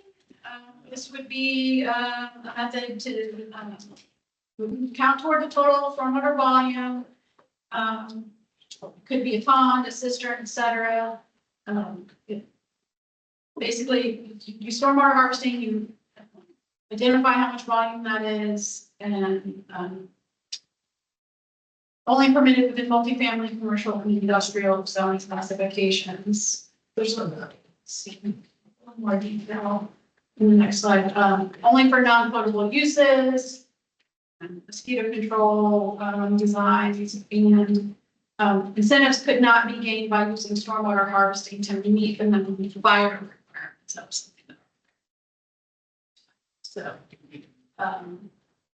looking at this, the example is something like this, where the rainwater comes off of this roof, is used, collected in the cistern, and then it's used for landscaping. So Michelle and Bob. I just had a question if it's been utilized before in the county, if there's an example we can use. I'm sorry, microphone. Is there an example we can use from the county project? So no one's done this before? We don't have any photos that we've used on any of our projects now. This was the closest example we could find. Bob was next, then Wendy. Yeah, I understand not allowing the single family residents on a single lot to utilize this, but there's a lot of designs these days that are actually residential, single family, where you're clustering and putting homes closer together. And under those circumstances, if you had gardens or other things of that nature in that community, I would think you should be allowed to use this, and it would be advantageous to use this, because in those settings, you're usually creating more impervious area than not. So not on the lots, but you're talking about like in the common areas of a subdivision? Correct. Because this doesn't apply to each home. I know, but I thought his initial question was, why is that the case? Apparently not. No, I'm looking at a development, if you will, single family homes, so residential, that's not multifamily, that has a lot of common areas and places where this could be utilized and makes sense, and you have an entity to take care of it. I mean, I would agree with you, Tab, that I would love to see it on a single family home as well, but I don't know how you would manage that. Yeah. Comments, we had Wendy, then John, then Tyler, then Michelle. Okay, so again, going back to the manual, the other photo that's included in the manual is of a stormwater pond, which is probably also considered a stormwater treatment park. And it's the Central Lake Victoria Pond in Victoria Commons. It's the sole stormwater facility for that section of the neighborhood. And it has, picnic areas and playgrounds and, an amphitheater and all of the sort of recreational amenities, but it's also used for irrigation. Again, one of the pros and cons, and we've addressed this in some other context of, what's going on in Victoria Park is, and I know we've got, victims of Victoria Park sitting across the room looking at me right now, is that one of the good things about Victoria Park is that it is collecting its own stormwater to be used for irrigation. It's also supplementing with reclaimed from the city, which is probably a problem, but it is using its stormwater for irrigation. That's a good thing. I think that's what's being referenced here, is that our stormwater ponds, whether it's a closed cistern or a pond, is then being recirculated for irrigation. That's a good thing, right? We want to incentivize that. Yes. Okay. So just to clarify that that's included here. So I think in order with John, Tyler, and Michelle. This is, again, I'm still learning, but is it on? Oh, great, thanks. Final site plan, I mean, I know approved site plan, but is there a distinction? Yeah, in- That's an actual step in our development process. is the And I, final site. I would assume the final site plan are the construction plans. It includes the construction plans, yes. Uh, So there's an approval called the final site plan. That's what we call it. And then included in that are all of the plans. Yes. Tyler, then Michelle, then Wendy. So not opposed to this in concept. We've had a couple barriers to implementation and we've tried to have a centralized provision of irrigation water. When you get above 100 homes or a community the size of Victoria Park, you can amortize the cost of the pump system that can meet all of the different rates and on and off points of the different individual homeowners' irrigation systems. But when you're dealing with, say, 80 homes or smaller, we have to have a single controller that runs the irrigation zones and turns the pumps on, or we end up with some very common breakages in non-functional irrigation systems. So there are some implications where this is restrictive in its use. It works best if you have a single maintaining agency over the network of what you're doing, or you have big enough that you can have variable speed pumps and controllers and automate it. So implementation challenges are going to be present, and this isn't going to be a high uptake on smaller projects of that nature unless we go to a cistern approach. What I would suggest is that we have some type of volume, some metric of have you met or have you not met. Otherwise, I could stick a 55-gallon barrel out. It's a rain barrel. Cool. I've met this criteria. I put a little pump in it, and when it goes dry, I go back to whatever my other source of irrigation water is. That's not our goal here. Is the second implementation challenge we've had, it won't be an issue here, but when we've tried to use it in the past, it's been to get a pond to recover that wasn't recovering. We're in a closed basin. We're trying to get that extra infiltration. We have code restrictions against running those systems after rain. We have to have rain sensors that turn off our irrigation systems in Volusia County. The rainy season is when you have trouble getting your ponds to recover. So the restriction against running the system prevented us from being able to use it towards the stormwater code for St. John's or state criteria. So as just an added effort here, that's fine. However, I just want to note that technically during the rainy season, this shouldn't be getting used, which is kind of when the water is there to harvest. So we have a little bit of chicken and egg issue in Florida that we kind of have too much stormwater during the rainy season. And most of what we see where these examples come from are places that don't have that issue. I'm not on, I think it was Michelle and John. Geronimo. The way that Sorry. written right now, it says may be used to meet total stormwater volume. I would suggest that we do a percentage of the stormwater volume. Yeah, I'll tell you what that was supposed to say, and it sounds like it doesn't say it, but was whatever the volume is, it counts toward your volume requirement. So not that it is the total, but it counts toward the total. Okay. So we just haven't written that well, but I like the idea of it's got to be a certain size. Or you have like 40%, 50% of the total stormwater volume shall be harvested. I mean, just to like depth of rainfall over the site area is what you would need to be able to hold for recovery, whether it's like a half inch. It's just the way the rest of our stuff gets written these days. Yeah, however you want to say it. What is the typical, sorry. The typical design requirement is you have to hold the first inch of rainfall, right? Or is that? Oh, it's all different now. It's now all nutrient calculation based and it varies. So saying, Stormwater rules. yeah, okay. So if we say the first half inch under the system will be held, then that's reasonable. Okay. John would probably be able to tell you the typical irrigation rate is better as well. So it's not your solar and capacity. Ginger, did anybody answer your well, keep writing, right, what you need.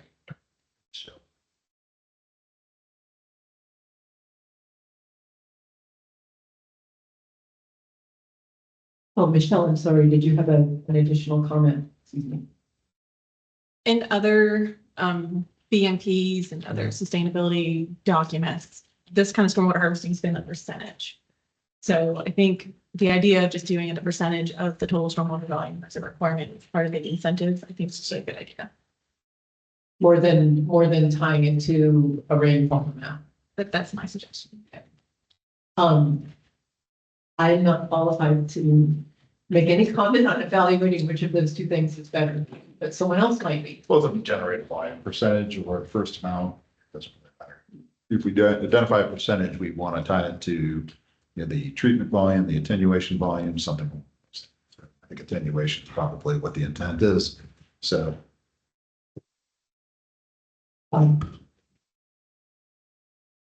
Okay, I'm not an engineer, but it would seem to me that a system like this would probably not be handling that much of the required retention or detention on a site. So is 50%, way too much? Should it be 20? I don't know, but I'm just thinking from a practical standpoint that that threshold may be so high that it would never be considered. So attenuation volume on a 2596 storm event or a 100-year 24-hour storm event until the end of the rainfall is about 11.3 to 11.5 inches, depending on where you are. Pre-development runoff of that rainfall on sandy soil is going to be something like 4 inches. The post-development runoff from impervious is going to be all of it. So it depends on your site coverage on how much that increase is, but you could have anywhere from 4 to 8 inches an increase in your typical runoff rate from a storm event over your area. A ½ inch is just as where John can answer the question for me, but I don't run my sprinklers to put more than a ½ inch of water out at the time ever. 1 inch. 1 inch? Yeah, one, but 1 inch. and that says half of the stormwater Yeah. volume.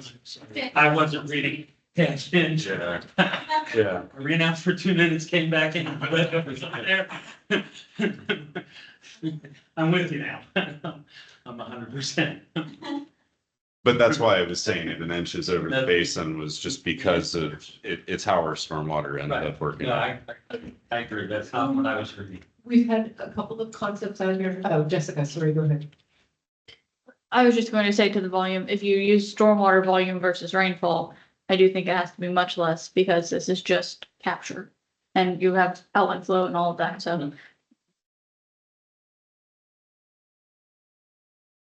So we discussed a rainfall amount, we've discussed an attenuation amount, we've discussed a percentage, and I don't think we've netted out anywhere, so. Well, whoever makes the motion gets to decide.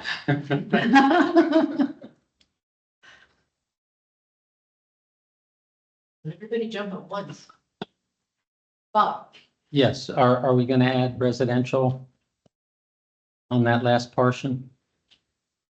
Well, it doesn't apply to single family so much. It could be a subdivision and it could be in the common area of the subdivision, but this whole thing Right. doesn't apply to one single family house coming in for a permit. I understand that, but Okay, so, Yeah. Yeah, zone classification. and we'd have, so that, just That would why be done. I would change this too, because subdivisions don't go through the final site plan process. So we would change that to be procedurally we do a correct. final plat. Right.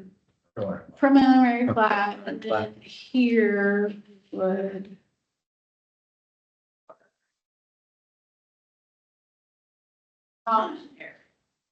Wendy, Just to Tyler's earlier point about, who is actually responsible for maintaining the irrigation system to deliver from the storage facility out to the, wherever the irrigation is going. That's, it's a point well taken, having lived through the headaches of that in Victoria Park. It's, millions of dollars of years, some years at sometimes when it's going bad, or all the pumps go down at the same time and have to be replaced. I could see, I mean, yeah, I've lived through it in a single family subdivision.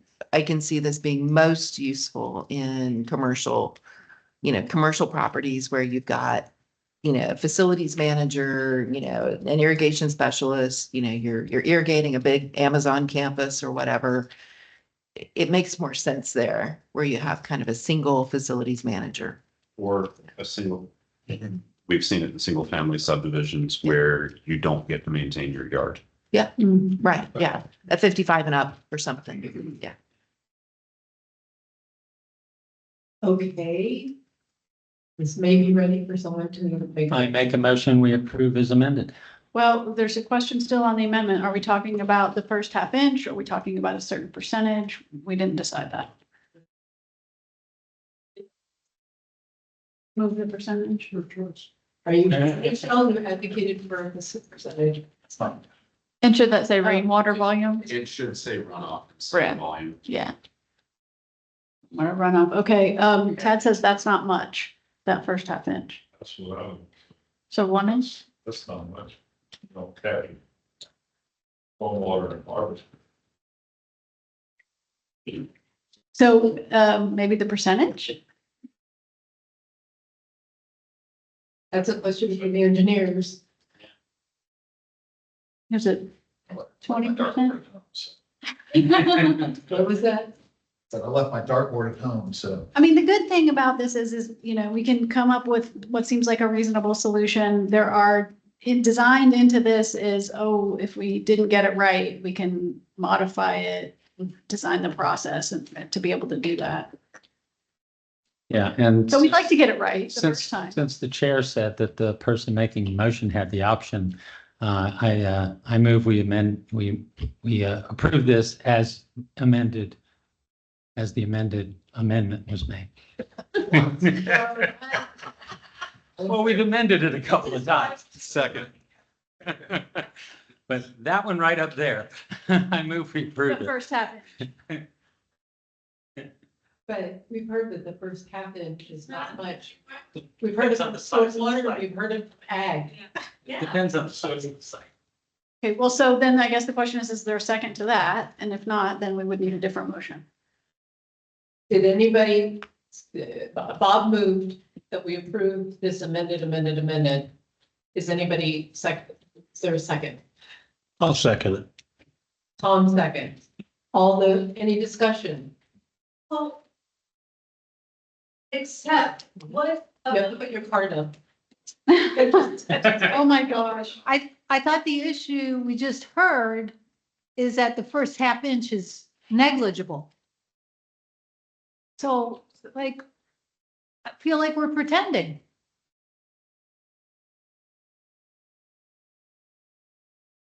Follow up with that because it's a catalog of best management practices. And I don't understand where a half an inch is a best management practice. That's the first grizzle you get is a half an inch.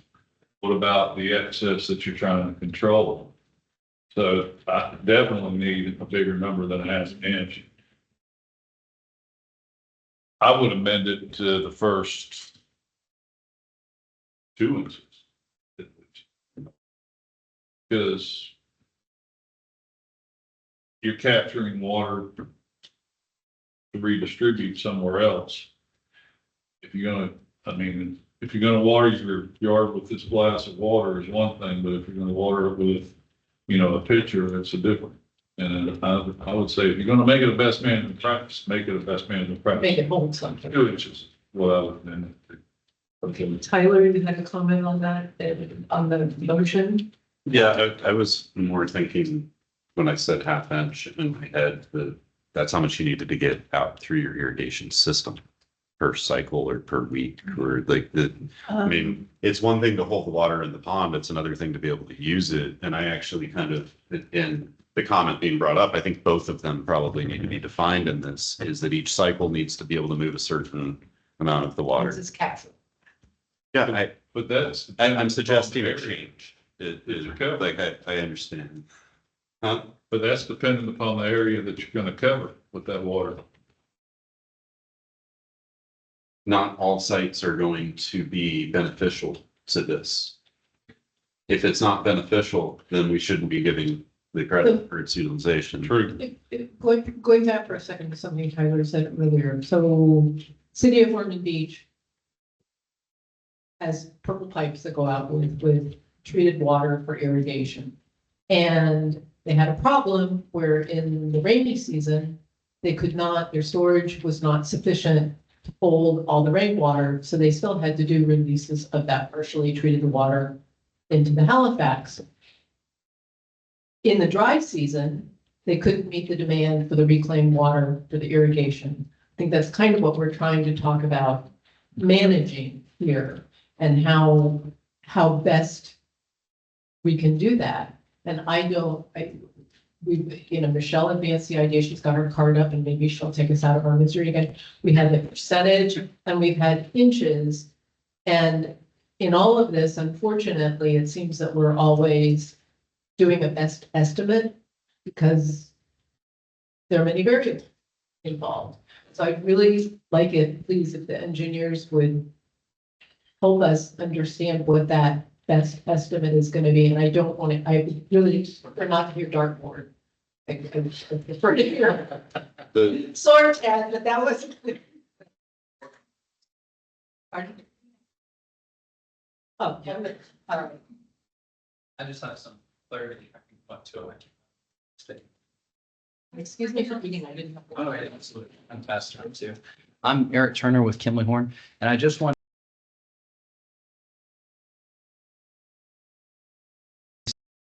and what they have used is about 1 inches to 2 inches that has come through. And that's for full treatment of their site. So I feel like maybe a 1/2 inch would be reasonable just to be able to get some credit.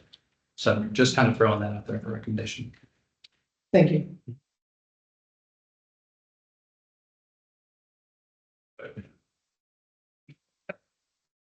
Thirdly, I'm gonna second what John said. Let's go with 2 inches.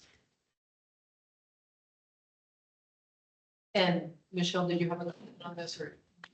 Okay, thank you. So we are. Yeah. You have a motion. We have a motion. Tad has a comment. I'm sorry, Tom. Well, they both make good points, depends on the size of the site. How about a 1/2 inch for sites this big and 2 inches for sites this big? Stage it down depending on site criteria. And you guys, the experts, pick 2 numbers. It's gonna be less than practice, 2 inches. On 50 acres? Big pond, I get it, or big. Cistern. I mean, You're harvesting the water to use it 50 acres as well. Yeah. So Where are we gonna use it, you know?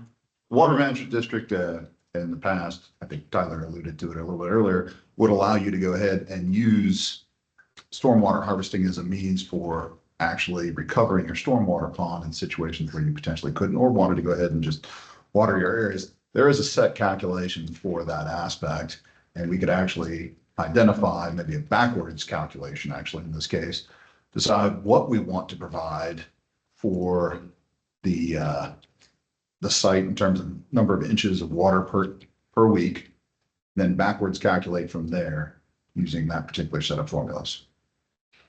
And then that way you're providing the amount of water that you want to have for your site, indicating that, all right, you're going to be reducing the need for either reuse, or if reuse is not available, potable water for irrigating the property. Set a minimum number of inches per week. That way. Bill, And that's a minimum number of inches that you want to put on the ground, right, to irrigate. And that's different from the 2 inches that you're capturing. Correct. Okay. I think this is really where John, based on his initial comments, where you need a certain amount of water per week in the first place, I think he was just trying to work within the framework. We do, again, have a set of calculations that would allow us to backwards work our way to that answer based on the square footage, the size of the pond, all those different things, runoff volumes, that kind of thing. Right. Generic way that is on any particular site, you would capture the amount of water that would meet the regulatory limits of the irrigation.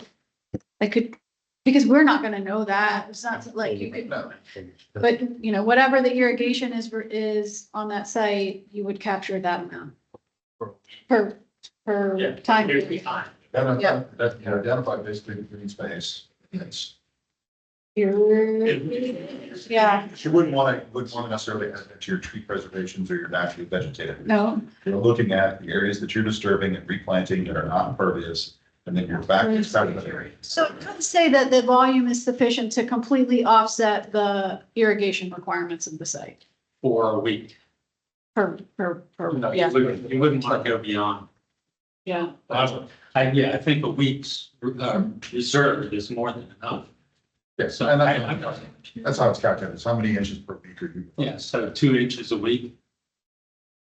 Okay, tell you what. Well, it depends on the time of year too, what watering restrictions are out there. I think we need it done for the water management district. That's. You don't want to overwater either. Yeah. So A dollar we get. Exactly, but that's edible. So acknowledging there's a motion on the floor, acknowledging we have a motion on the floor that could need amendment and kind of. I'm gonna withdraw. Well, you Well, you couldn't amend. We have to vote So- on the original motion. right, I'm trying to take a step back for a moment.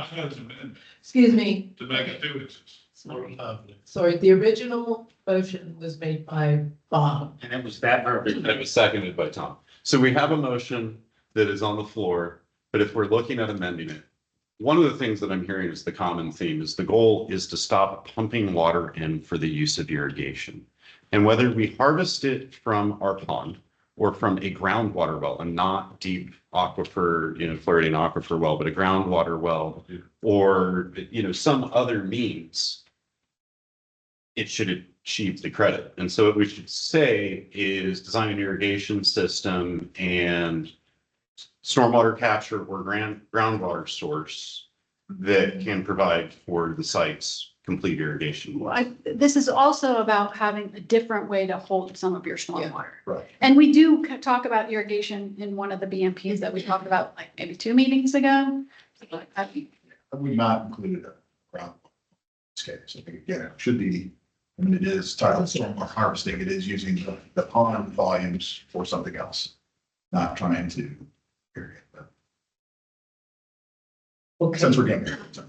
Mr. Fitzsimmons. Does this require a separate pond as it's written? No, So how is this going about additional volume versus, the way it's written, I would not interpret it to mean that my pond has to be bigger than my storm volume. It just would mean that I can't have pure detention of the volume. Well, no, because you're reaching a volume goal across your site, 1 inch across your site, 2 inches across your site, you have to retain that particular amount of volume. Now, if you do that and it still meets your attenuation needs, you don't need to upsize, that's one thing. And then in that case, the benefit is solely that you're not using reclaimed or worst case scenario, potable water. So there is still an overall benefit to that. That said, if your pond isn't big enough in its natural condition and attenuation wise to meet that 1 inch, 2 inch minimum that we've identified, then it is being upsized. or you're using a cistern or another. Right. Mr. Fitzsimmons, does what is written Not the yellow. there, not the yellow, reflect the motion that you have made? Yes, yeah. Yes. And therefore, John made a motion to amend. And so. There was a seconded motion on the floor, so there can't be a. Man, You get a motion to amend, the second has to agree to amend the. right. And so Somebody other than the motioner can make a motion to amend the motion. Let's go see the original. No, it's Two You gotta do rational and not do original. you're gonna have this one withdrawn, or Okay. vote it down and then okay, come okay, back. Right. before this becomes a subcommittee, this is why I suggested we have our break. Right. Oh my God. It's all your fault. I know. Sure. I'm so sorry. My recollection, help me out here, legal. My So- recollection is the first motion made on this was by Mr. Fitzsimmons, seconded by Mr. Burbank. Yes. Then we had discussion, 2 inches. Yes, Mr. 2 inches, Mr. Hoblick brought up the idea of the 2 inches in cahoots with Ms. Morrissey. So did you accept their, No, we had to vote on the amendment. okay, So you need to clarify. before we vote on the. Bob, Oh, you have to say whether or not he wants to amend the motion. Bob, you have the power, correct? Yes. No, you can't. You may, You can. Robert, you suggested he do it. Motion. It was a motion to amend. You can't have two competing motions. It was only one motion to amend. But we have an active. We had an active motion, but we did not. But it has to be by Bob. he has to be able to do that. So what? Okay, we have a motion by Bob that you have to take action on. Correct. Right. After that, you can go with Mr. Hoblick's amendment. Okay, Or I can amend the motion. yes. Which would you like to do? You have all the power right now. Well, I like the idea of what we discussed and at the same way is meeting the needs for a week. I don't know how we're gonna do that, in the wordsmithing department here, but the concept is that as long as you have harvested enough water to meet the irrigation needs of the site for a week, and you determine that was 2 inches, that's the threshold. 2 inches over the irrigatable area, not over the whole site. Right. Not over the whole site. The 2 inches of whatever the irrigation needs of that site are. Just do one. Um, My recommendation. I would, You go one inch, if you say 1 is your amendment, I'm gonna be happy. then 1 inch. We do that wordsmithing with it. So not 1 inch of runoff over the site, though, equal to 1 inch of irrigation per week. Is that? Correct. So to Correct. capture a volume of water sufficient to meet the irrigation requirements of the site per week. And I'm gonna put Yeah. 1 inch 1 inch. of irrigation. 1 inch per week is the norm. Equivalent to the volume of water. I can make it Yeah. grammatically correct Okay. later. Tom, do you accept that amendment? Absolutely. All right. We got a motion. Okay. Amended motion. We have 3 seconds. Call the vote. And he'd still be. I know. All those in favor? Aye. Anybody opposed? The motion carries unanimously. Awesome. And with that, I am declaring a very quick break for us. No more than 10 minutes, only because there could be time. And 4 more. All right. Nobody told me to be mad. Nobody told me this would be bad on this case. You know. There you go, John. Is it supposed to be this person? It's really. It's perfect.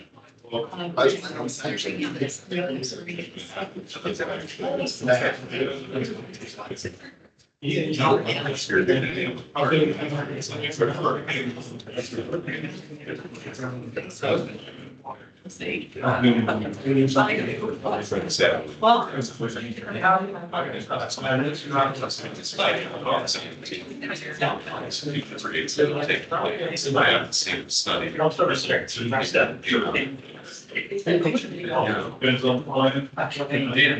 You get any during the day. Yeah.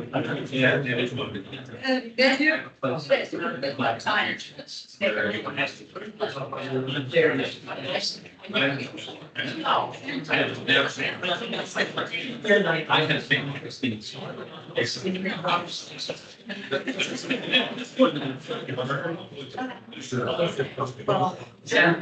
There's no minus forward. It's rolling water.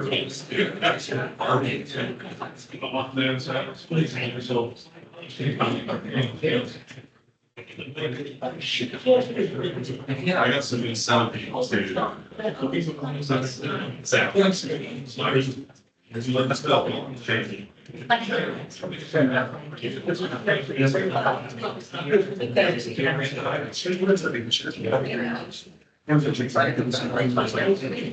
All of it has. I'm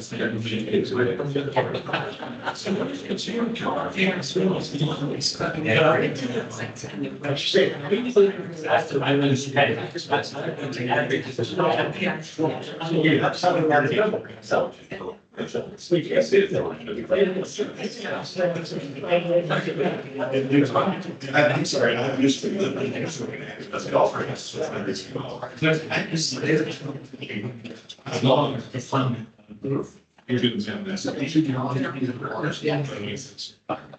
I'm trying to get.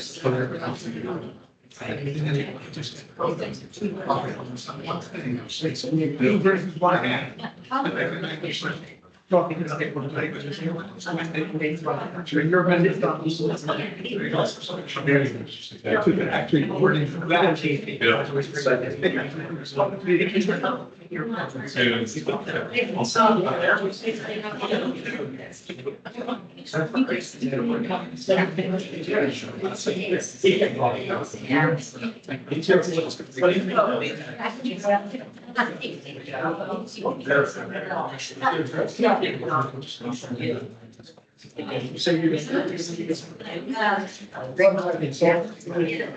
Doesn't matter if you're.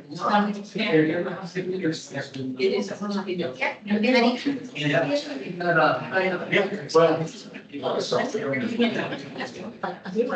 What was the question? Well, it's still. You can't drop that. Well, here's the.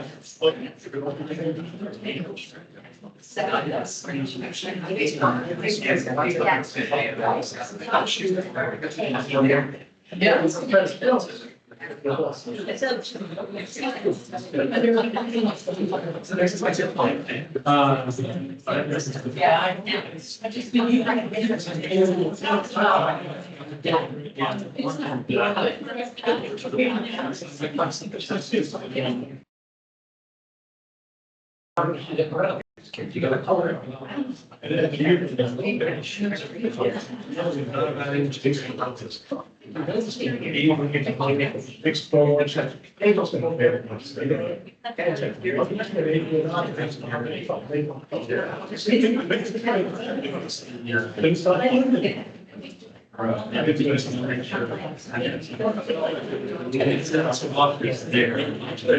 That's all you want.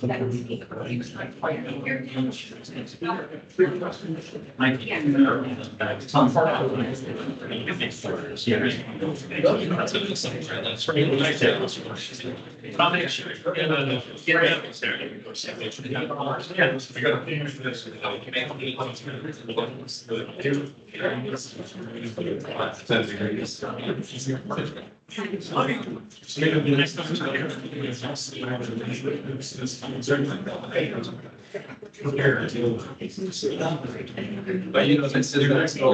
Take this. I guess.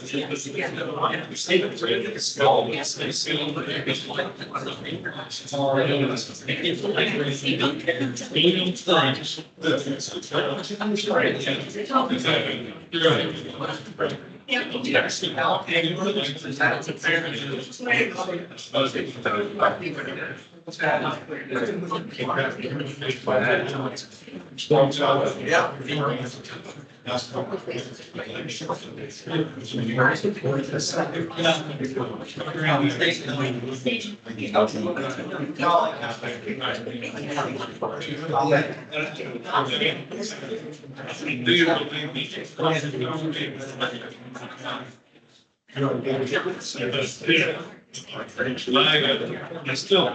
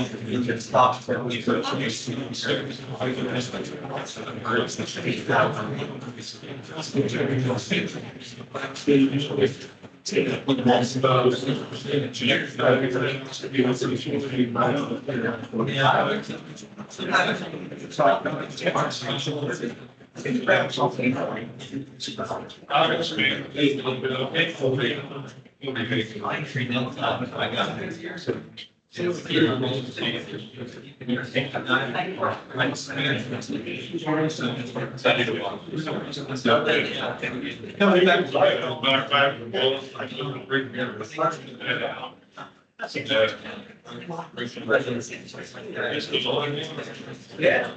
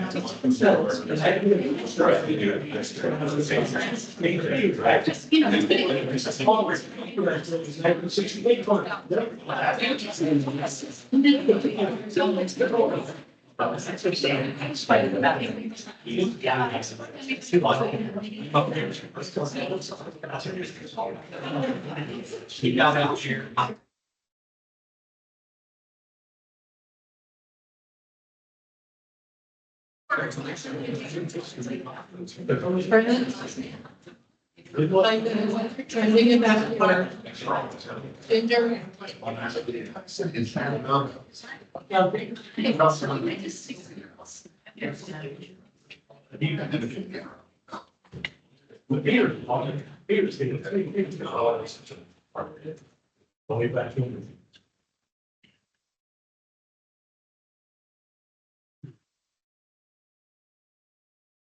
Um, we have how many more BMPs? 4. We have 4 more BMPs on low impact development. We have 2 members of the public that came to speak to stormwater, which we've been talking about as a component.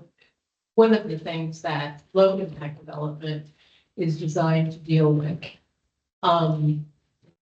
We have a hard deadline for this month to meet the PLDRC meeting on the 21st with our recommendations for low impact development. I would like to let the members of the public have their 3 minutes, but that may mean, are we available? Is it possible to stay a few extra minutes if we need to finish out LID? Okay, so I would like to call first Donna Reppin or Pepin. I would like Pat to be able to go first. All right, I'll go after. Pat Jocelyn. From DeLand. You can move it if it's like intimidating. You can even sit and use one of these. Yes.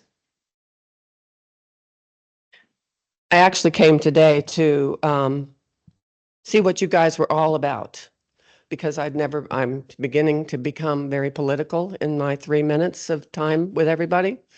My name is Pat Joslin. I'm a native of DeLand, 70 years old almost, so I've been here almost all 70 years. And over the last 20 years, my husband and I have owned the piece of property that's on Taylor Road. So I'm listening to all of you guys, and I'm going to tell you, you're not doing enough. You're not doing enough for stormwater. You're not doing enough for water retention. That 1 or 2 inches, that ain't enough. I'm sorry. If you wet your ground like those people next to us that have been wetting their ground, they eventually wet the ground so much that it goes to us, which has been happening for 4 years or 5 years or whatever, however long they've been building over there.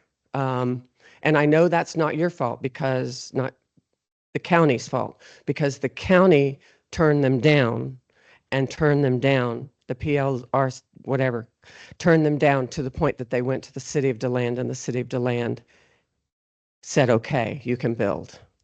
So they're building on 0.16 acres. I did as much math. I'm not an engineer. I did math. I did it per acre. I did it per swimming pools, because most people can understand a swimming pool. So those houses in the neighborhood next to us are anywhere from 1.16 acres to 0.23 acres. Those people in this last event should have held 2.5 to 4 swimming pools on their property. I have also learned that their retention areas, which are really not retention areas because they fill them up all the time, their retention areas are only designed to hold 6 inches of water, right? So That makes absolutely no sense to me. So their 6 inch, it rained 19 inches at our house. We rained 19 inches. The week before, we got 9 inches. We held our water. We designed our property to hold our water, not somebody else's. Our road and all 50 homes in our area each of us held our 19 inches of water and every bit of the 19 inches of water of the subdivisions next to us. And that's like 15 or 1,800 homes.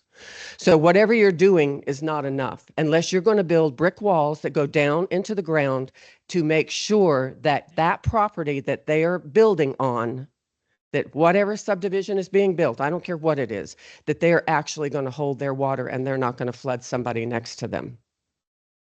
And that's all I have to say. I think it's great what you're doing, but you're not doing enough. Thank you. And if you have questions, I'll tell you where I got my information. It was the geological something or another, identifying an inch of rain on an acre of land. But that acre of land, as some of you guys have been saying, is a pervious acre of land and not a cemented covered acre of land. And the other thing that I would recommend that you do is don't put in stupid St. Augustine grass, put in grass that doesn't need water. Thank you. Donna. And it is 3 minutes, I'm sorry, in the flip.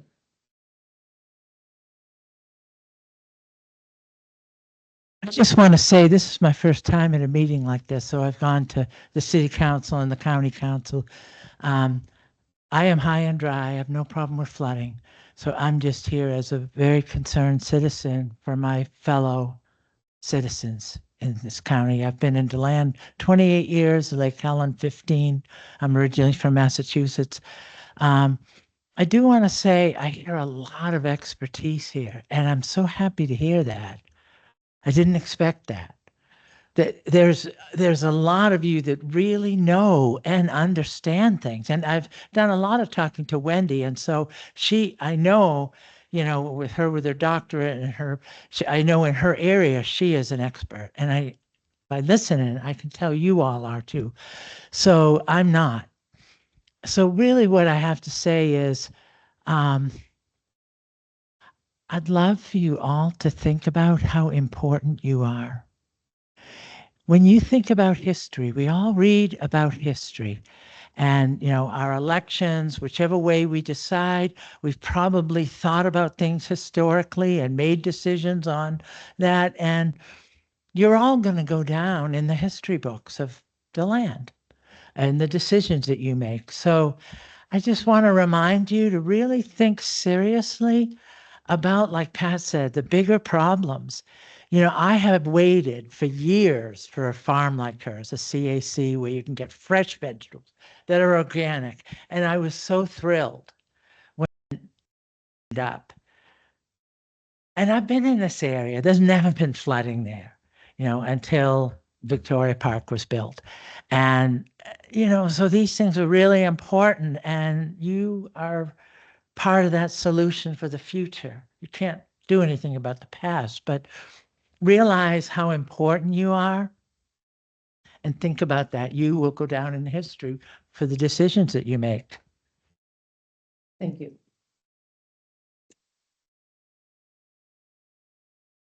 I am going to momentarily turn this meeting over to Jessica because I forgot my water bottle, and if I don't get something to drink, I'm gonna use.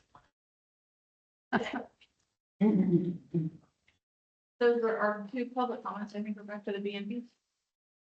Yes. Yes, okay. So the next BMP in the manual is the use of a vegetated swale. So the requirement for this, thank you, ladies. Thank you. The requirement for this is that you may use a vegetated swale on site. The swale would count toward the stormwater volume requirement of the site as demonstrated in the stormwater calculations. The vegetation must be native and identified within the site plan and the landscape plan.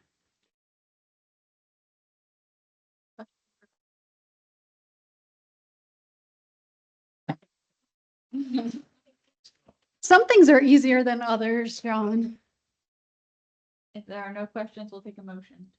Or we can do it in the slate if we get a few. I don't know. Yeah, okay. Okay, perfect. The next BMP is a rain garden. The requirement for this would be that a rain garden may be used on site and can be counted toward the total stormwater volume required, as demonstrated in the stormwater calculations. The landscape plan must depict which native plant species, the location, the number, et cetera. It also says that you don't have to use the zoning landscape list because that list doesn't have aquatic plants. So if you're using aquatic plants, they would not be on the list. And you'll just change the, instead of to meet total towards. total. Yeah, I think we have good language about can be counted toward the requirement, and we'll make sure that that is consistent throughout. Can I just make one addition, hopefully not too complicated, but they're not, are you allowed to use plants not on the landscape list, but I think they should make sure that they're not invasive. Oh yeah, all the plants would be required to be native. It's just that in some cases, they might not be in the zoning list because the zoning list does not include aquatic plants. But yes, But they native. are aquatic invasive. That's. Yes, for sure. Michelle, did you have a comment? I had a question, sorry, back on the vegetated swales, it just says we shall use them. And I'm thinking of an out for an engineer saying, well, I have 10 feet of vegetated swale, so I used it, so I checked that box. Right. Is there some kind of criteria we can hold them to make it a little more restrictive or just, I think that's a great point. And we went back and forth as staff. We did have numbers in here at one point. And I think that's true of vegetated swale. It's true of rain garden, should it be of a certain size or a certain volume? That's a great point. But you do that by saying must meet total stormwater volume required by. Well, so the right way to say this part, the use to meet, is that may be counted toward The total volume. the right. total volume required, right? So the intent is not that the swale is all of it. It's that it may be counted. I just don't want to, if so you do a 5-foot vegetated swale to a rain garden, now you've got 2 boxes checked and you're just getting a little more incentivized. All right, come up with a solution. Yeah, that's what I'm thinking of. What would that be? Can it be, and let's use our cards, guys. You did it, Michelle.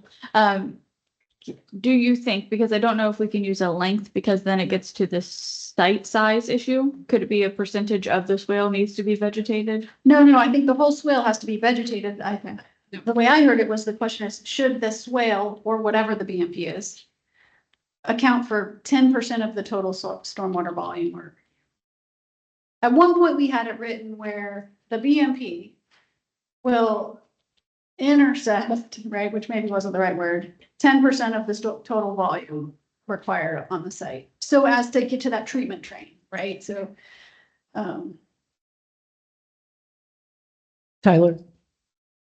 I think the intent is that this would be like a pre-treatment. Again, maybe we use area instead of volume. I mean, 10% of the volume, it's a pretty big swale versus a pond. So maybe it's coverage area.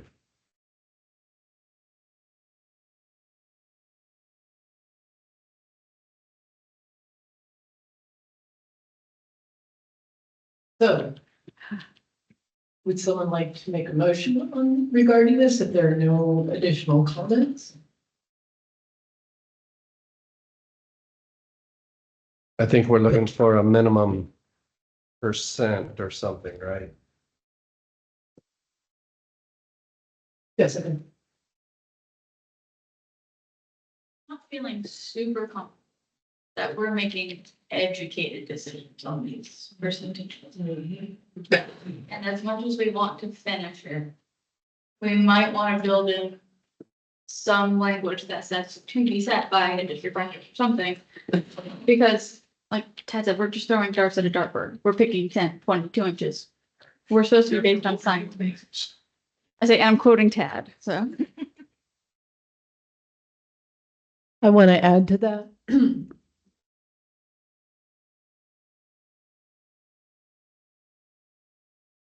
It was just, I want to get this to the PLDRC as well, but I agree with Jessica that I'm not quite comfortable with arbitrary numbers. One of the things that you might want to consider was, given the way we overhauled the earlier discussion on the providing the additional 15% treatment, the pre-treatment or something along those lines, we didn't really get into necessarily, we sort of did identify a method for doing that. Might want to just say, as a part of something like this, you would provide it as part of that 15% above and beyond.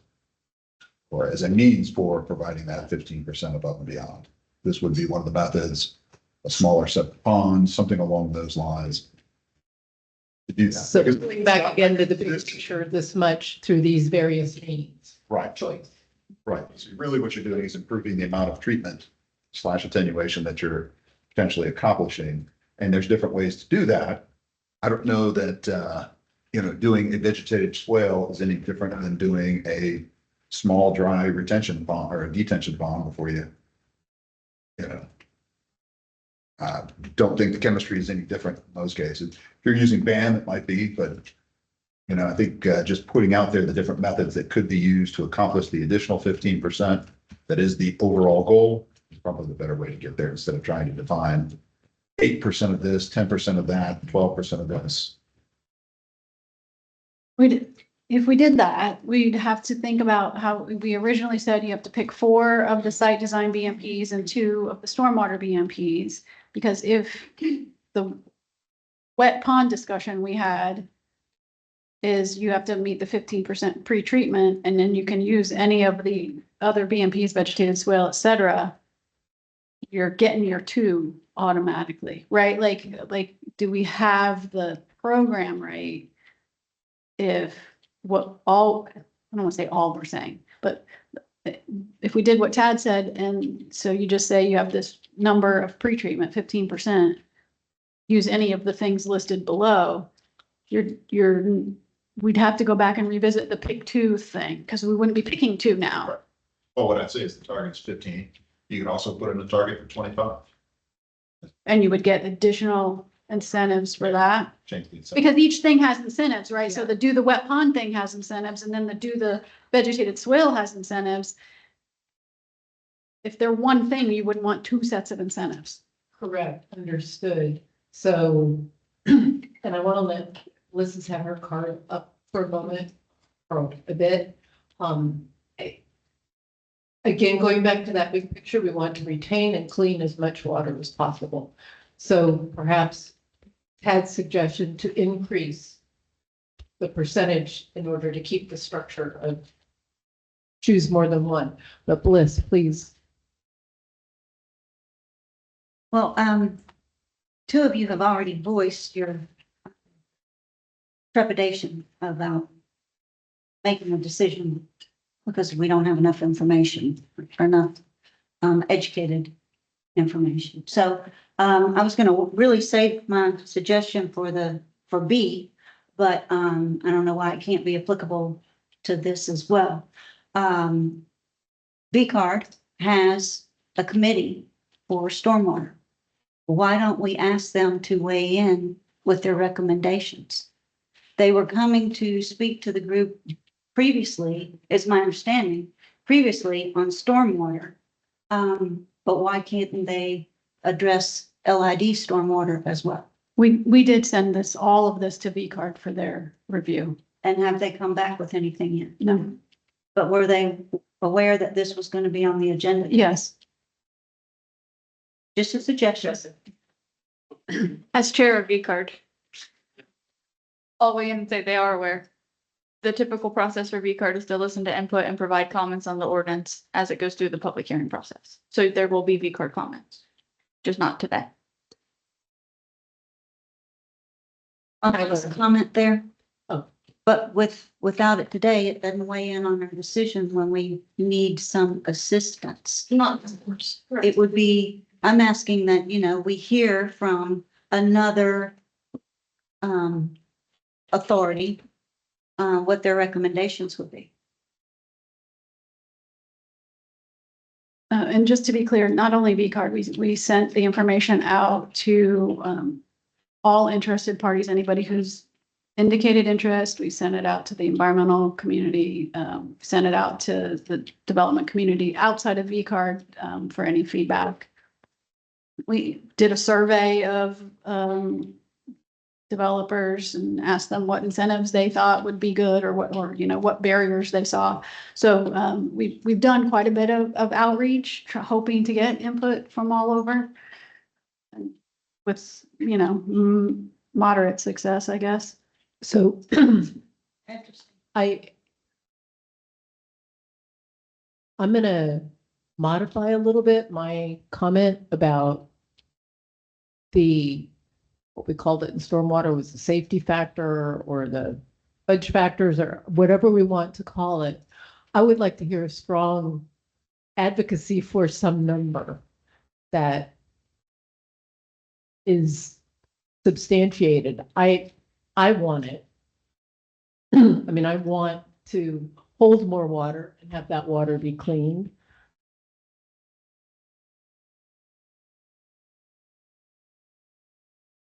And say who you are, and then Tyler's gonna. Hi, Kelly Cosentino, the Executive Director for VCARD. I just want to say about Bliss's comment, I actually didn't know that this was the topic today. I thought it was just stormwater, not LID stormwater. So VCARD wasn't prepared and I didn't get some of these resources. I got some of them a couple months ago, but I didn't receive these. So I just wanted to state that.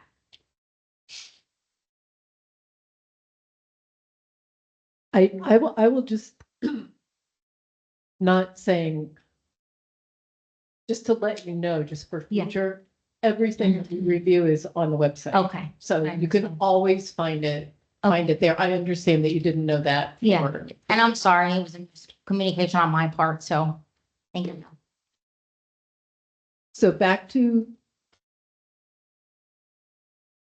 this point. We had proposed a 15%, yes? And then said that that would create one best management practice, so it wouldn't be two to choose from. And then Tad said we could up the percentage. Yeah, and I guess philosophically the question is, right, so the purpose of LID is to distribute the stormwater management system across the site to the extent possible, so that you're not ending up with one pipe and pond system. And the treatment train is the basis for LID, right? Putting together a series of treatment options that both handle the stormwater volume and the water quality concerns. So however we want to set it up, I think, keeping that goal in mind is important. So if we say, well, where we were back on wet pond and we said, okay, you have to provide a 15% additional volume and some sort of pre-treatment, right? If then you say that, and then you say, here are all the ways you can do it, right? It could be a vegetated swale, it could be this, it could be that. That's one thing, which is okay. We can do that way. We would just have to change the way that we've identified the incentives, right? Because if the only thing you're doing, and I don't mean only to be a negative thing, but if the one thing you're doing is 15% more volume with treatment, then you're not choosing two things, and you only get one set of incentives, whatever those are. Which is a doable way to do it. I will say this, it's not going to PLDRC in November if we do that, because that's a big rewrite that won't happen by Friday. Jessica, or Tyler and Jessica. So thinking about this, there's stuff beyond the definition of vegetated swale that we might want to give credit for. We're having trouble with how to define the minimum size standards, such as falling through in my head. As it's defined here, vegetated swale is just a really long, skinny vegetated dry retention. So regardless of whether it's a dry retention pond or a swale or whatever, to me, the goal is that we have some percentage of our site that gets covered with vegetation that is being utilized as our retention areas. It could also be that you have a swale that's between two developed areas that's conveying water that you could vegetate. It's going to help slow down the conveyance rate. It's going to help with some of the cleanup of the water prior to it getting to wherever that stormwater area is. So I would say that maybe what I had mentioned earlier, maybe a minimum coverage would be our goal. Maybe it should be minimum coverage. Typically, a retention area is 15 to 20% of the sites. Maybe we say that we want to have 10% site coverage of vegetated retention or conveyance areas. And I'm throwing a dart at the dartboard to acknowledge that 10% is a guess at where we need to be. But I think that structure, the percent side might be what I would see as a preferential structure. Jessica, then Wendy. Along those lines, I was going to ask about kind of the empirical norms, right? So vegetated swales under the new rules can count towards treatment under St. John's, right? And so if there's a way to tie in, and I'm okay with the 10%, again, I just think it's a dartboardy. If there's a way to tie in, the vegetated swale has to demonstrate that it's treating blank nutrients or whatever the usual permit checkoff is. That would be better. Ginger's making a face. The only thing I will say about that is our stormwater requirements don't have treatment. Right. Right, it's just about quantity in our code. Okay. And They will have to do things to meet the districts and the new stormwater. just as a clarifying point, my side comment to Jessica, under the state stormwater rules, there is 0 credit for nutrient removal applied based on the presence or the lack of presence of vegetation. It is purely based on the retained volume. So that conveyance swale being vegetated does 0 for us with the state because it's not retaining. We can put dam in and other things. There are things that will give credit. However, vegetation itself, unless it's a floating matter or harvested or some system that has engineering science, some testing behind it, we don't get credit. So what if instead it was that if you are providing a swale and 80% of it is vegetated, this requirement is met? Because the swale is a separate BMP. It's providing the different conveyance methods and design. Or we can do Tyler's idea if he makes a motion. I'm okay. So a unvegetated swale isn't one of the BMPs in the LID man. Swales are absolutely part of a stormwater system, could be, right? But in the LID man, vegetated swale. We had Wendy, Clay, and then Bill. So the question before my question is about what counts as vegetated, like is a carpet of St. Augustine counting as vegetated? No, because it has to be 100% native species and there is no turf grass that's native to Florida. Got it. Okay. Thanks for clarifying. My real question is, and I know we've talked about this repeatedly, so in a subdivision, a residential subdivision, can the swales be part of individual home lots? Or do they have to be in the common areas? And I know that that's a maintenance question because the swales do have to be maintained and the homeowners may or may not maintain them. But on the other hand, it could be more of an incentive to developers if those swales are in fact kind of built into the area that was going to be offered as a yard. So I don't have a position on that. I'm just throwing it out there as a point of distinction between common areas versus residential, because a swale can be a very functional part of a yard if done right. So, or a rain garden at least. Open Bliss. So to answer your question, do you have to place that in your common space engineers for permitting a swale in a development? We do, yes, generally require that, because the stormwater conveyance aspect of the system is going to convey improvements that are generally owned by the county. Now, if you have a private subdivision, which is why I use the word generally first, If you have a private subdivision, you have more leeway on how you handle that portion of it. But if it's a platted subdivision and the county is going to own and maintain the roads at the end, yes, we do require that those swales be within the right of way. Because we do need to make sure that they're maintained and we don't want to enter onto private property to go to do so. In a private subdivision, again, you have flexibility, but you also, based on our experience quite a bit recently, you have two neighbors that don't like each other. One guy downstream says, screw you, and he fills in his damn swale, and then you have no recourse or very little recourse short of going to court. And so there are those kinds of reasons which I wouldn't necessarily recommend that aspect of it. Now, there are potentially ways to accomplish what we're really trying to get at is an incentive to the developer. You could include it in the lots, but you give an easement then to the HOA or whoever is the maintaining authority for the roads in the first place and do things like that. And so they can call it a bigger lot, even though you're not really using it. We already do things like that on our standard platted lots when the first 10 feet of your lot is set up as a utility easement. Anyway, so you can't really do much with it otherwise. So it's same concept. It's still part of your lot. You own it. You can use that space, but you have to allow the utilities, and nothing you can do to serve the utilities can be done in that space. There's different ways to do that. I don't know that that's going to be a huge thing because there just aren't that many private subdivisions. But that wasn't my question. I just wanted to answer that one. We're not just throwing darts randomly. It is an educated guess. So, we're just trying to put bookends around it. And I think we should get to the end, put a good number out there, and then it can change later down the road. What you're asking to do is you're asking to improve the existing condition and identifying a percentage you think makes sense to make that effort worthwhile.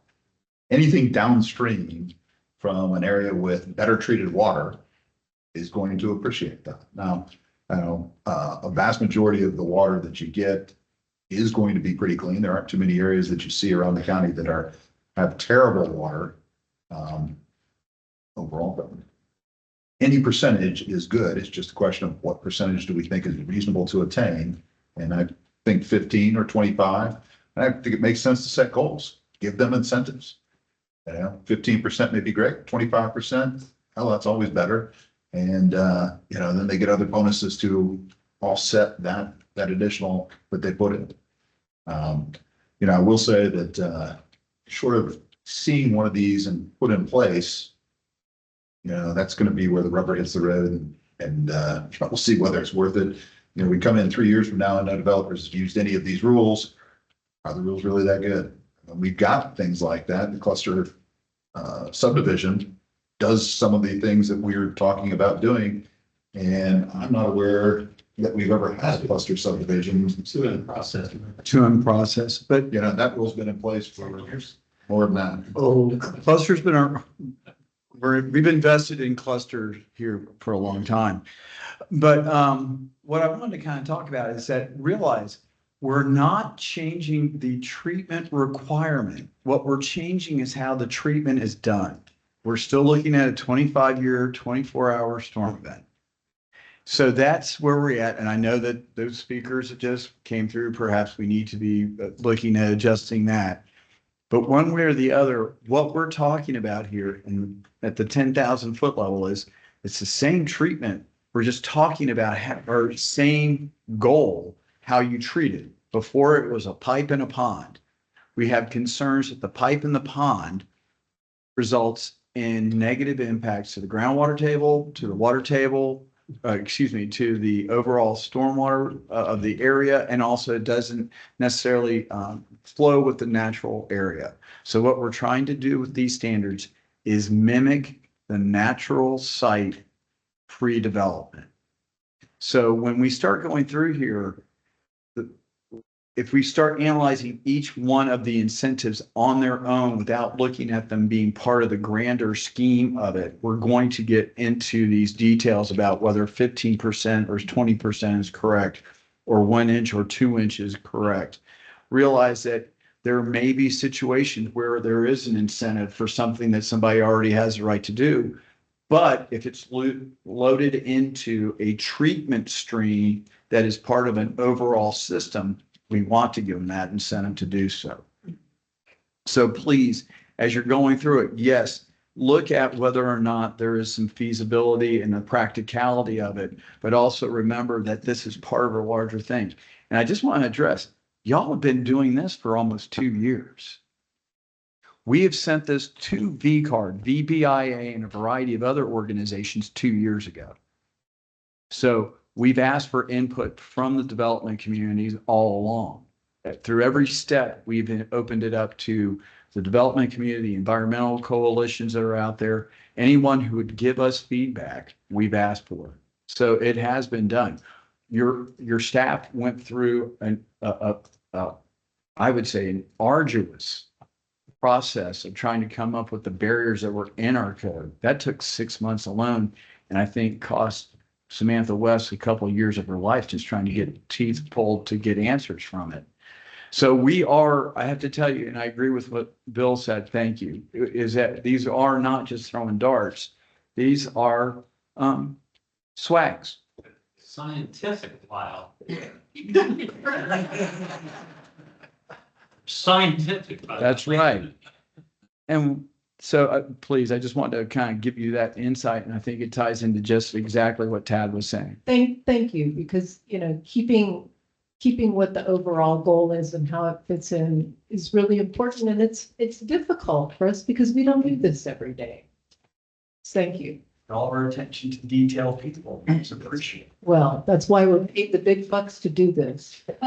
So, I have no idea what the order is now, but I think it might be Wendy, Tyler, Bliss. But Wendy, were you first? I just wanted to respond to a couple of points that Clay just made.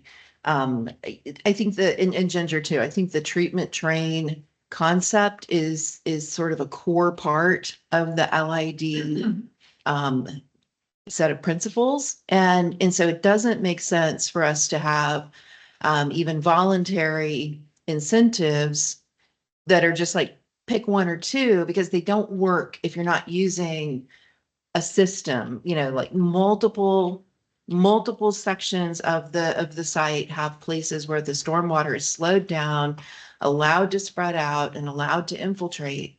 It doesn't work to just pluck one or two out of the box. It doesn't. So I think, you know, we do need to maybe clarify language in these manuals that make that clear, that you have to do several.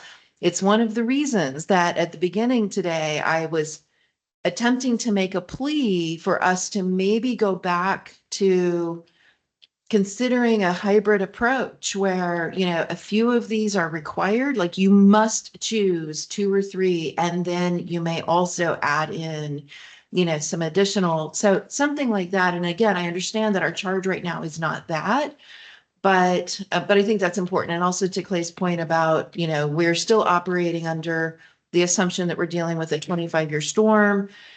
That in and of itself needs to change, and maybe we're coming back around to that in the stormwater review. But yeah, I mean, we get a lot of mixed signaling or mixed messages from the council and from others where they say, oh, well, you know, we keep our, you know, we hold our stormwater on site. Well, we hold our stormwater on site for a 25-year storm.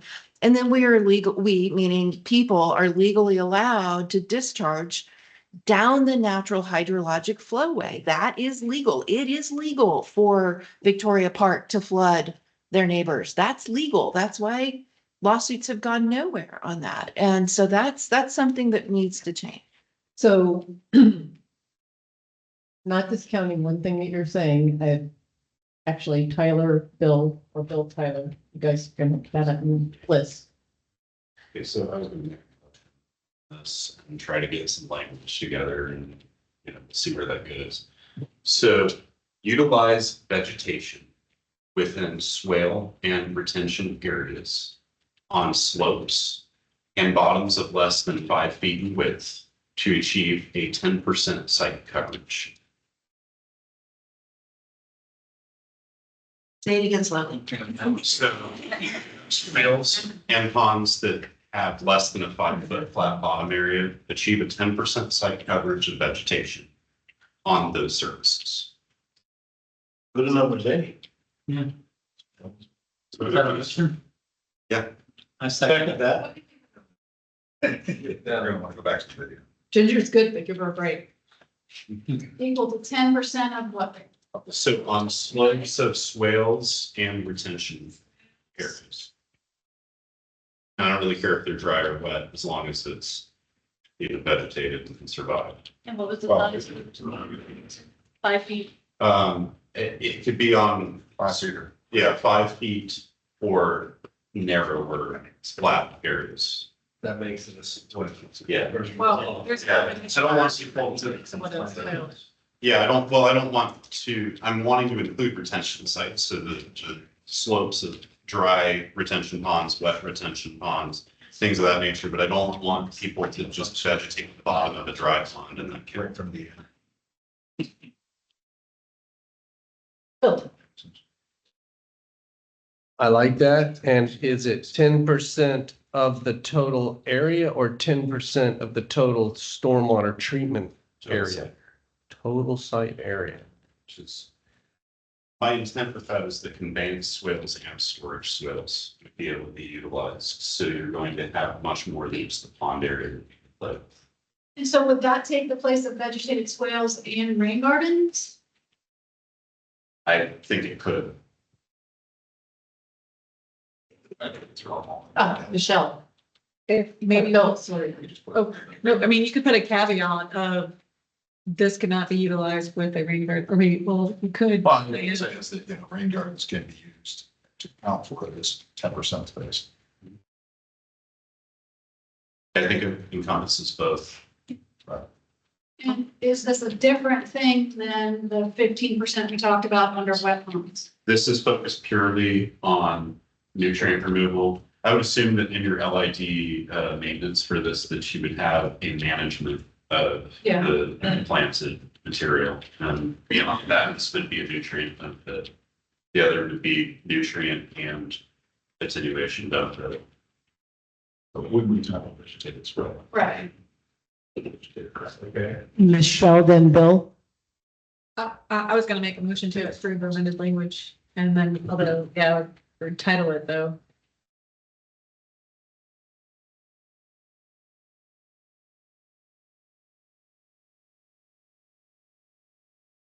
And I would just make sure you get the note that flat areas up to 5 feet width so that people don't get creative with you in the future. Otherwise, I will get creative with you in the future. Blue balls. That's why we had this discussion. Yeah. Okay, And what are the 3 dots? That was me not catching up to the typing. All right, and that's all I. Michelle, I didn't hear So you. I'll make a motion to. Can- We have- Oh, I'll second. Okay, so the motion was already made for this and seconded for what is written up there? Okay, and seconded by Bob already? Yes? Okay. We were top. Tom. Don't do this to me now. All right. We'll let Chelsea work it out. She'll decide who seconded that. All those in favor?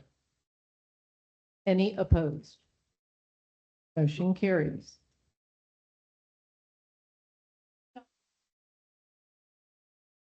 Bob? I don't know what, So I'm going to go to the last slide and kind of reinforce what Clay's been saying.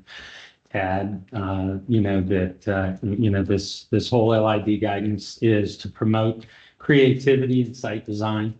The applicant may present alternative LID BMPs and gain appropriate incentives as approved by the Development Review Committee. And then also the footnote, the manual must be adopted every 2 years with the approval of the Development Review Committee. I don't really think there's much substance in the last couple of things that are here.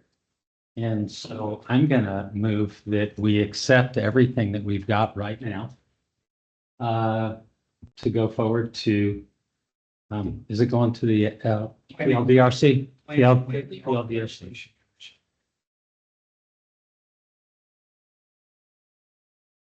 He's jumping ahead to approve everything. Good rain gardens vis-a-vis swales. Take out rain No. It's not. Rain gardens can count towards Okay. creatives. Okay, so we have a motion made by Bob Fitzsimmons to go ahead and approve everything that's left. Which are basically two. Two BMPs. Yeah. Three. Three. There are three, yeah. Second. We have a second by Sarah Lee Morris. Do we have any discussion? One, and she just put it on the screen. Oh, just to take a quick look. What are the things? Okay, so tree box filters and rainfall interceptor. Actually, I had a question about that. Sorry, Bob, I tried.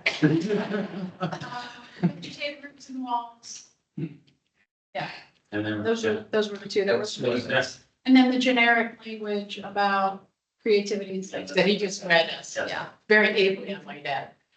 Tyler, I personally don't like these two as counting towards our credits because they're not very, I mean, tree box filters and rainfall interceptors. Do I do this on one tree and I'm done? Well, but if you did it on one tree and you had a little bit of volume, then shouldn't that volume count toward your requirement? But isn't, I need Oh, and then to you be get an enough. incentive. Right, I I'm understand. not saying that I understand. we should allow these things to count towards our stormwater stuff. However, I think that we need to have some minimum thresholds for them to be incentive items. I would say that allowing these to be included with other stuff, but not adding them as incentives would be my position. in other words, they're dinky. Yeah. So just to help with that, the way that it's written now, that the incentives for tree box filters, for instance, is that it would be permitted within a landscape island or a row end. It would be credited as landscaping because it's vegetated. Oops. And then it would be eligible for the reduced fees, which the others are too. So you wouldn't double the fee reduction, right? But and then for the vegetated roofs and walls, the incentives right now are flexible building setbacks and then credited as landscaping and reduced fees.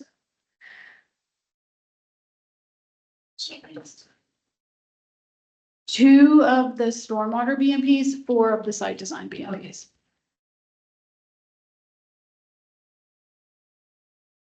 We have a motion. Oh, Tom, sorry. Having written a few of these and had to sell them to put the body politic, I would suggest a buzzword like innovative, creative and innovative. It just goes down smoother.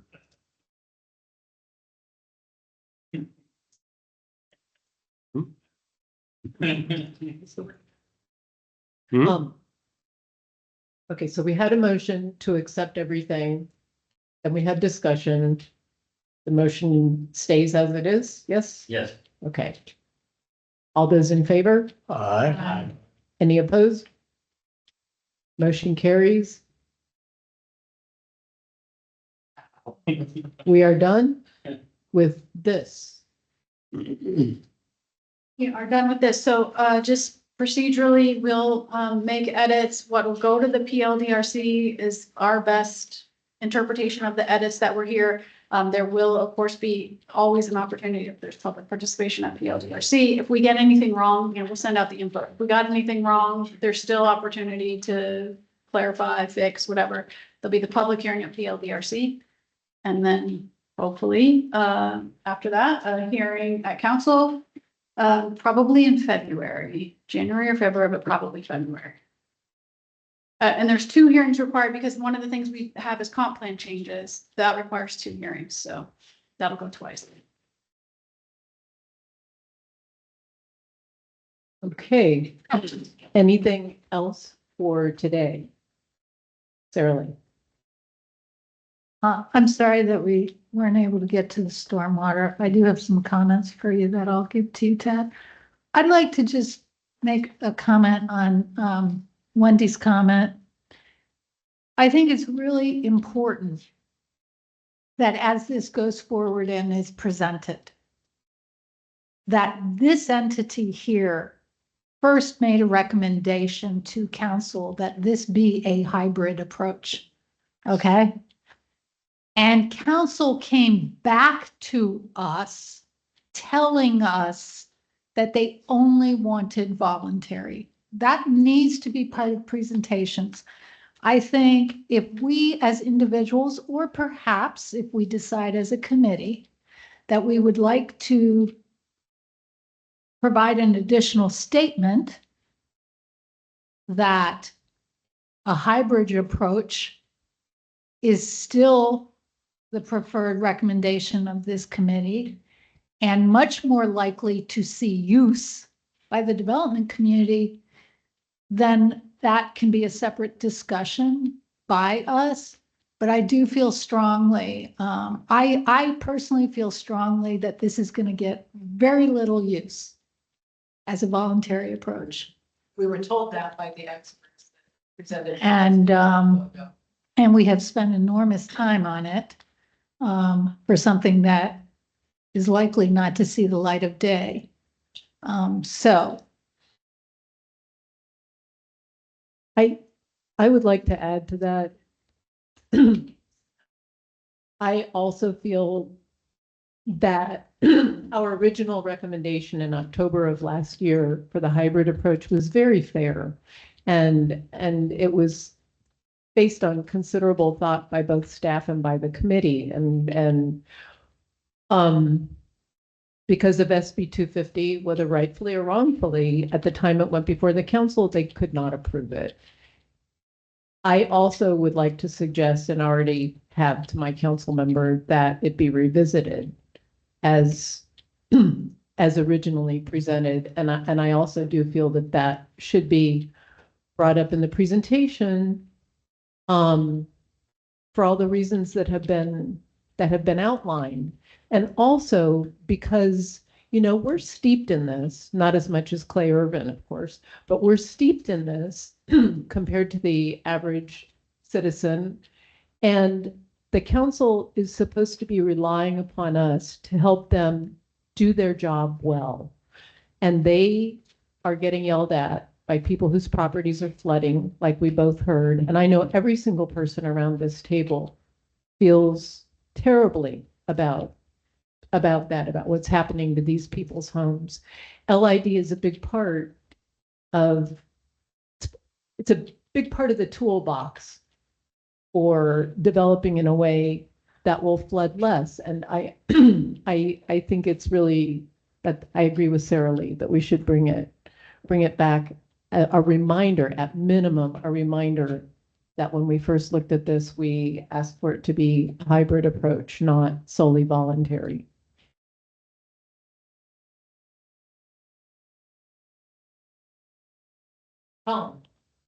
I would only add to that, let's hold Jeff Brower, our feet to the fire. He's made this a commitment. Let's make him do it. Wonderful.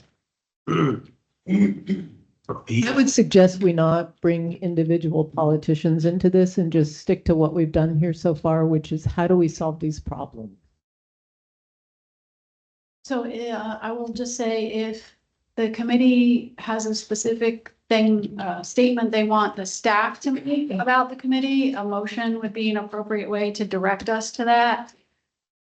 In addition, or as an alternative, having representation at the public hearing and the PLDRC hearing, I think, is another way that you all can say the things that you think. But it would be good to give us direction if there's specific. So I want to recognize Jessica, then Tyler, but I a quick question on what you just said, Ginger. For that recommendation to bring it back as hybrid, that would be exclusively to the council, or would that be to the PLDRC? You have a recommendation. It needs to be included in the PLDRC package. Thank you. Jessica, then Tyler. Tyler. So I was going to say, council that originally created ENRAC nominated some of us that are here isn't the council that we have today. And we just went through another election. We don't have the egregious changes that we had last time. However, they had a different set of goals and directions for us. And Jeff Bezos just got a bunch of crap from everybody that works at Washington Post because he refused to let them make an endorsement in the presidential election. And what he wrote in his letter to the editor on it was that reality is undefeated.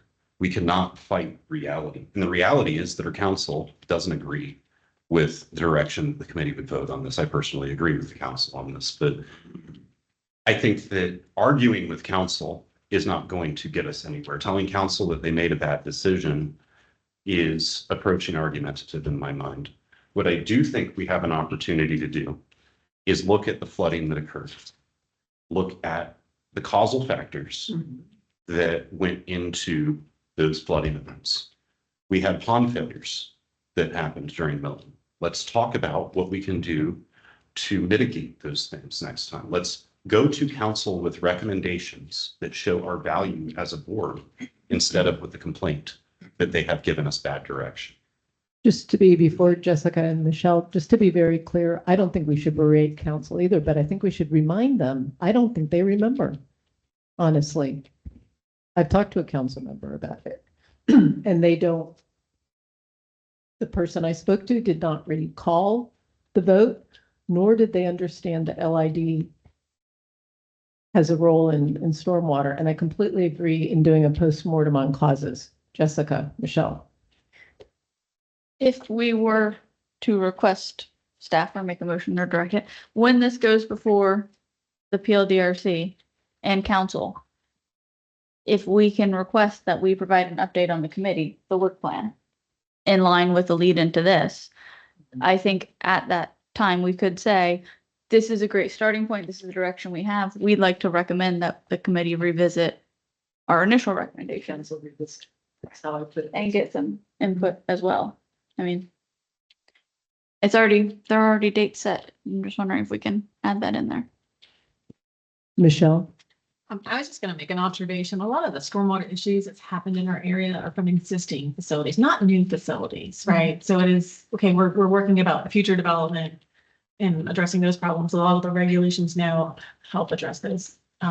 So something with the existing facilities, it will be probably something I would suggest we document. Yeah. So I think we heard from Clay, from Wendy, from Tyler, and you would hear it from me too. The premise that we did our stormwater. Yeah. I just wanted to kind of let everyone know that whatever your final motion on whether or not to bring back the hybrid discussion, we will make sure that this is reported to the Planning and Land Development Regulation Commission and to County Council. So from that perspective, we can only, as a staff, carry forward what your recommendation is. I would just like to add and clarify that I don't think that bringing it back up is being argumentative with council. Staff believed when we were presenting it to council that we were under the constraints of 250. Correct. And so it wasn't that council didn't want to do a hybrid. Maybe they didn't, maybe they did, but we all believed that it was a non-starter because we were under that constraint.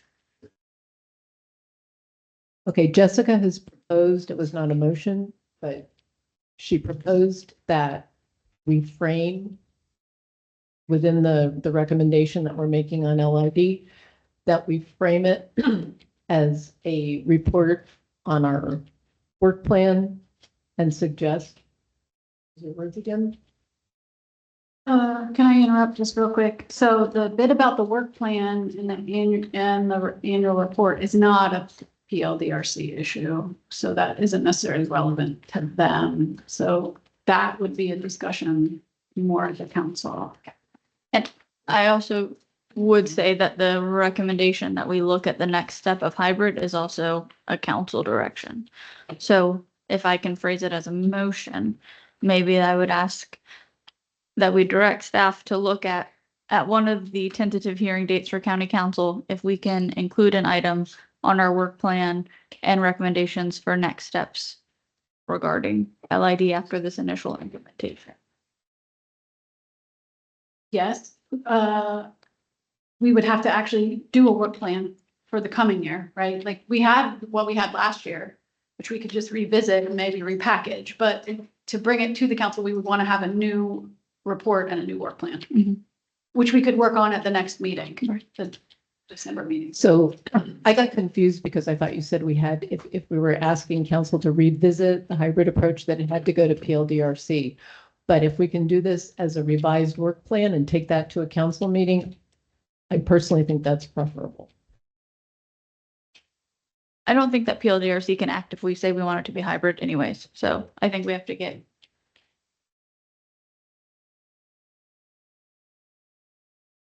Okay, so the motion was to have staff try to agenda an item with the annual report and the work plan where the committee could give recommendations. Hopefully to line up with one of the LID council meetings so that it's all. Okay.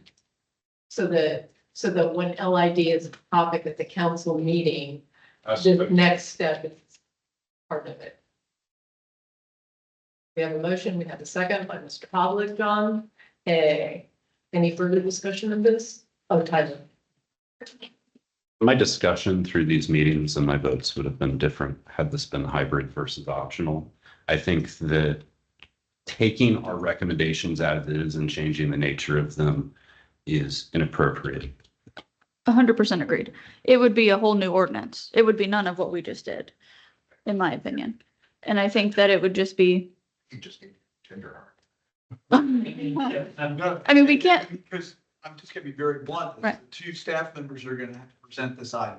Does this board want us to report to the planning, land development regulation, the county council that you would prefer it to be in hybrid or not?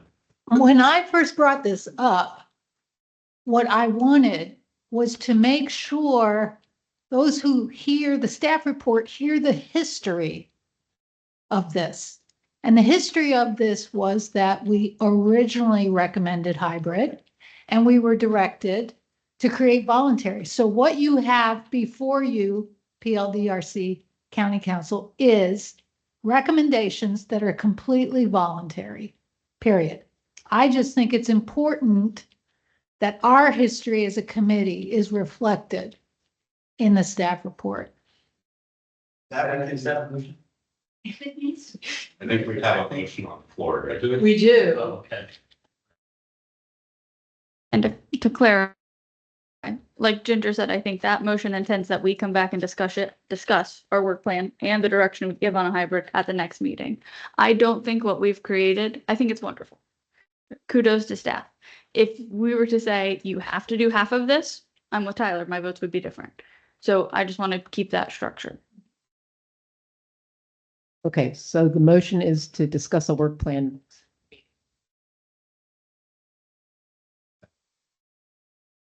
On one of the council agendas. And we had a second for that. What And was the second? John Havlick. Okay. Any further discussion? All those in favor? Any opposed? And Clay, I think we can do what Sarah Lee brought up without motion. Okay. That's my next question. Yeah. So next meeting, we'll do what we originally planned today on stormwater, bring back the work that Tad and his group did, and we'll talk about a work plan and an annual report.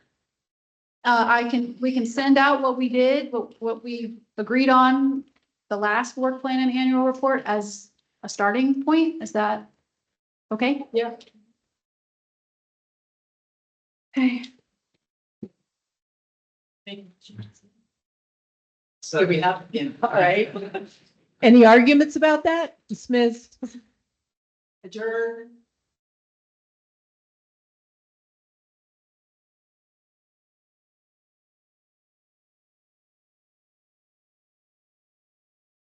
Always exciting.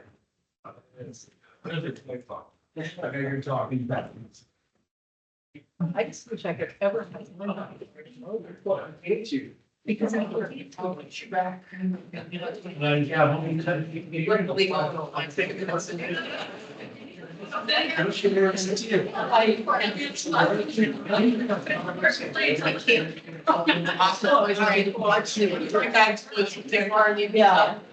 I'm usually at my house. It's like getting dressed. I see what you're saying. You can't leave at 10:30.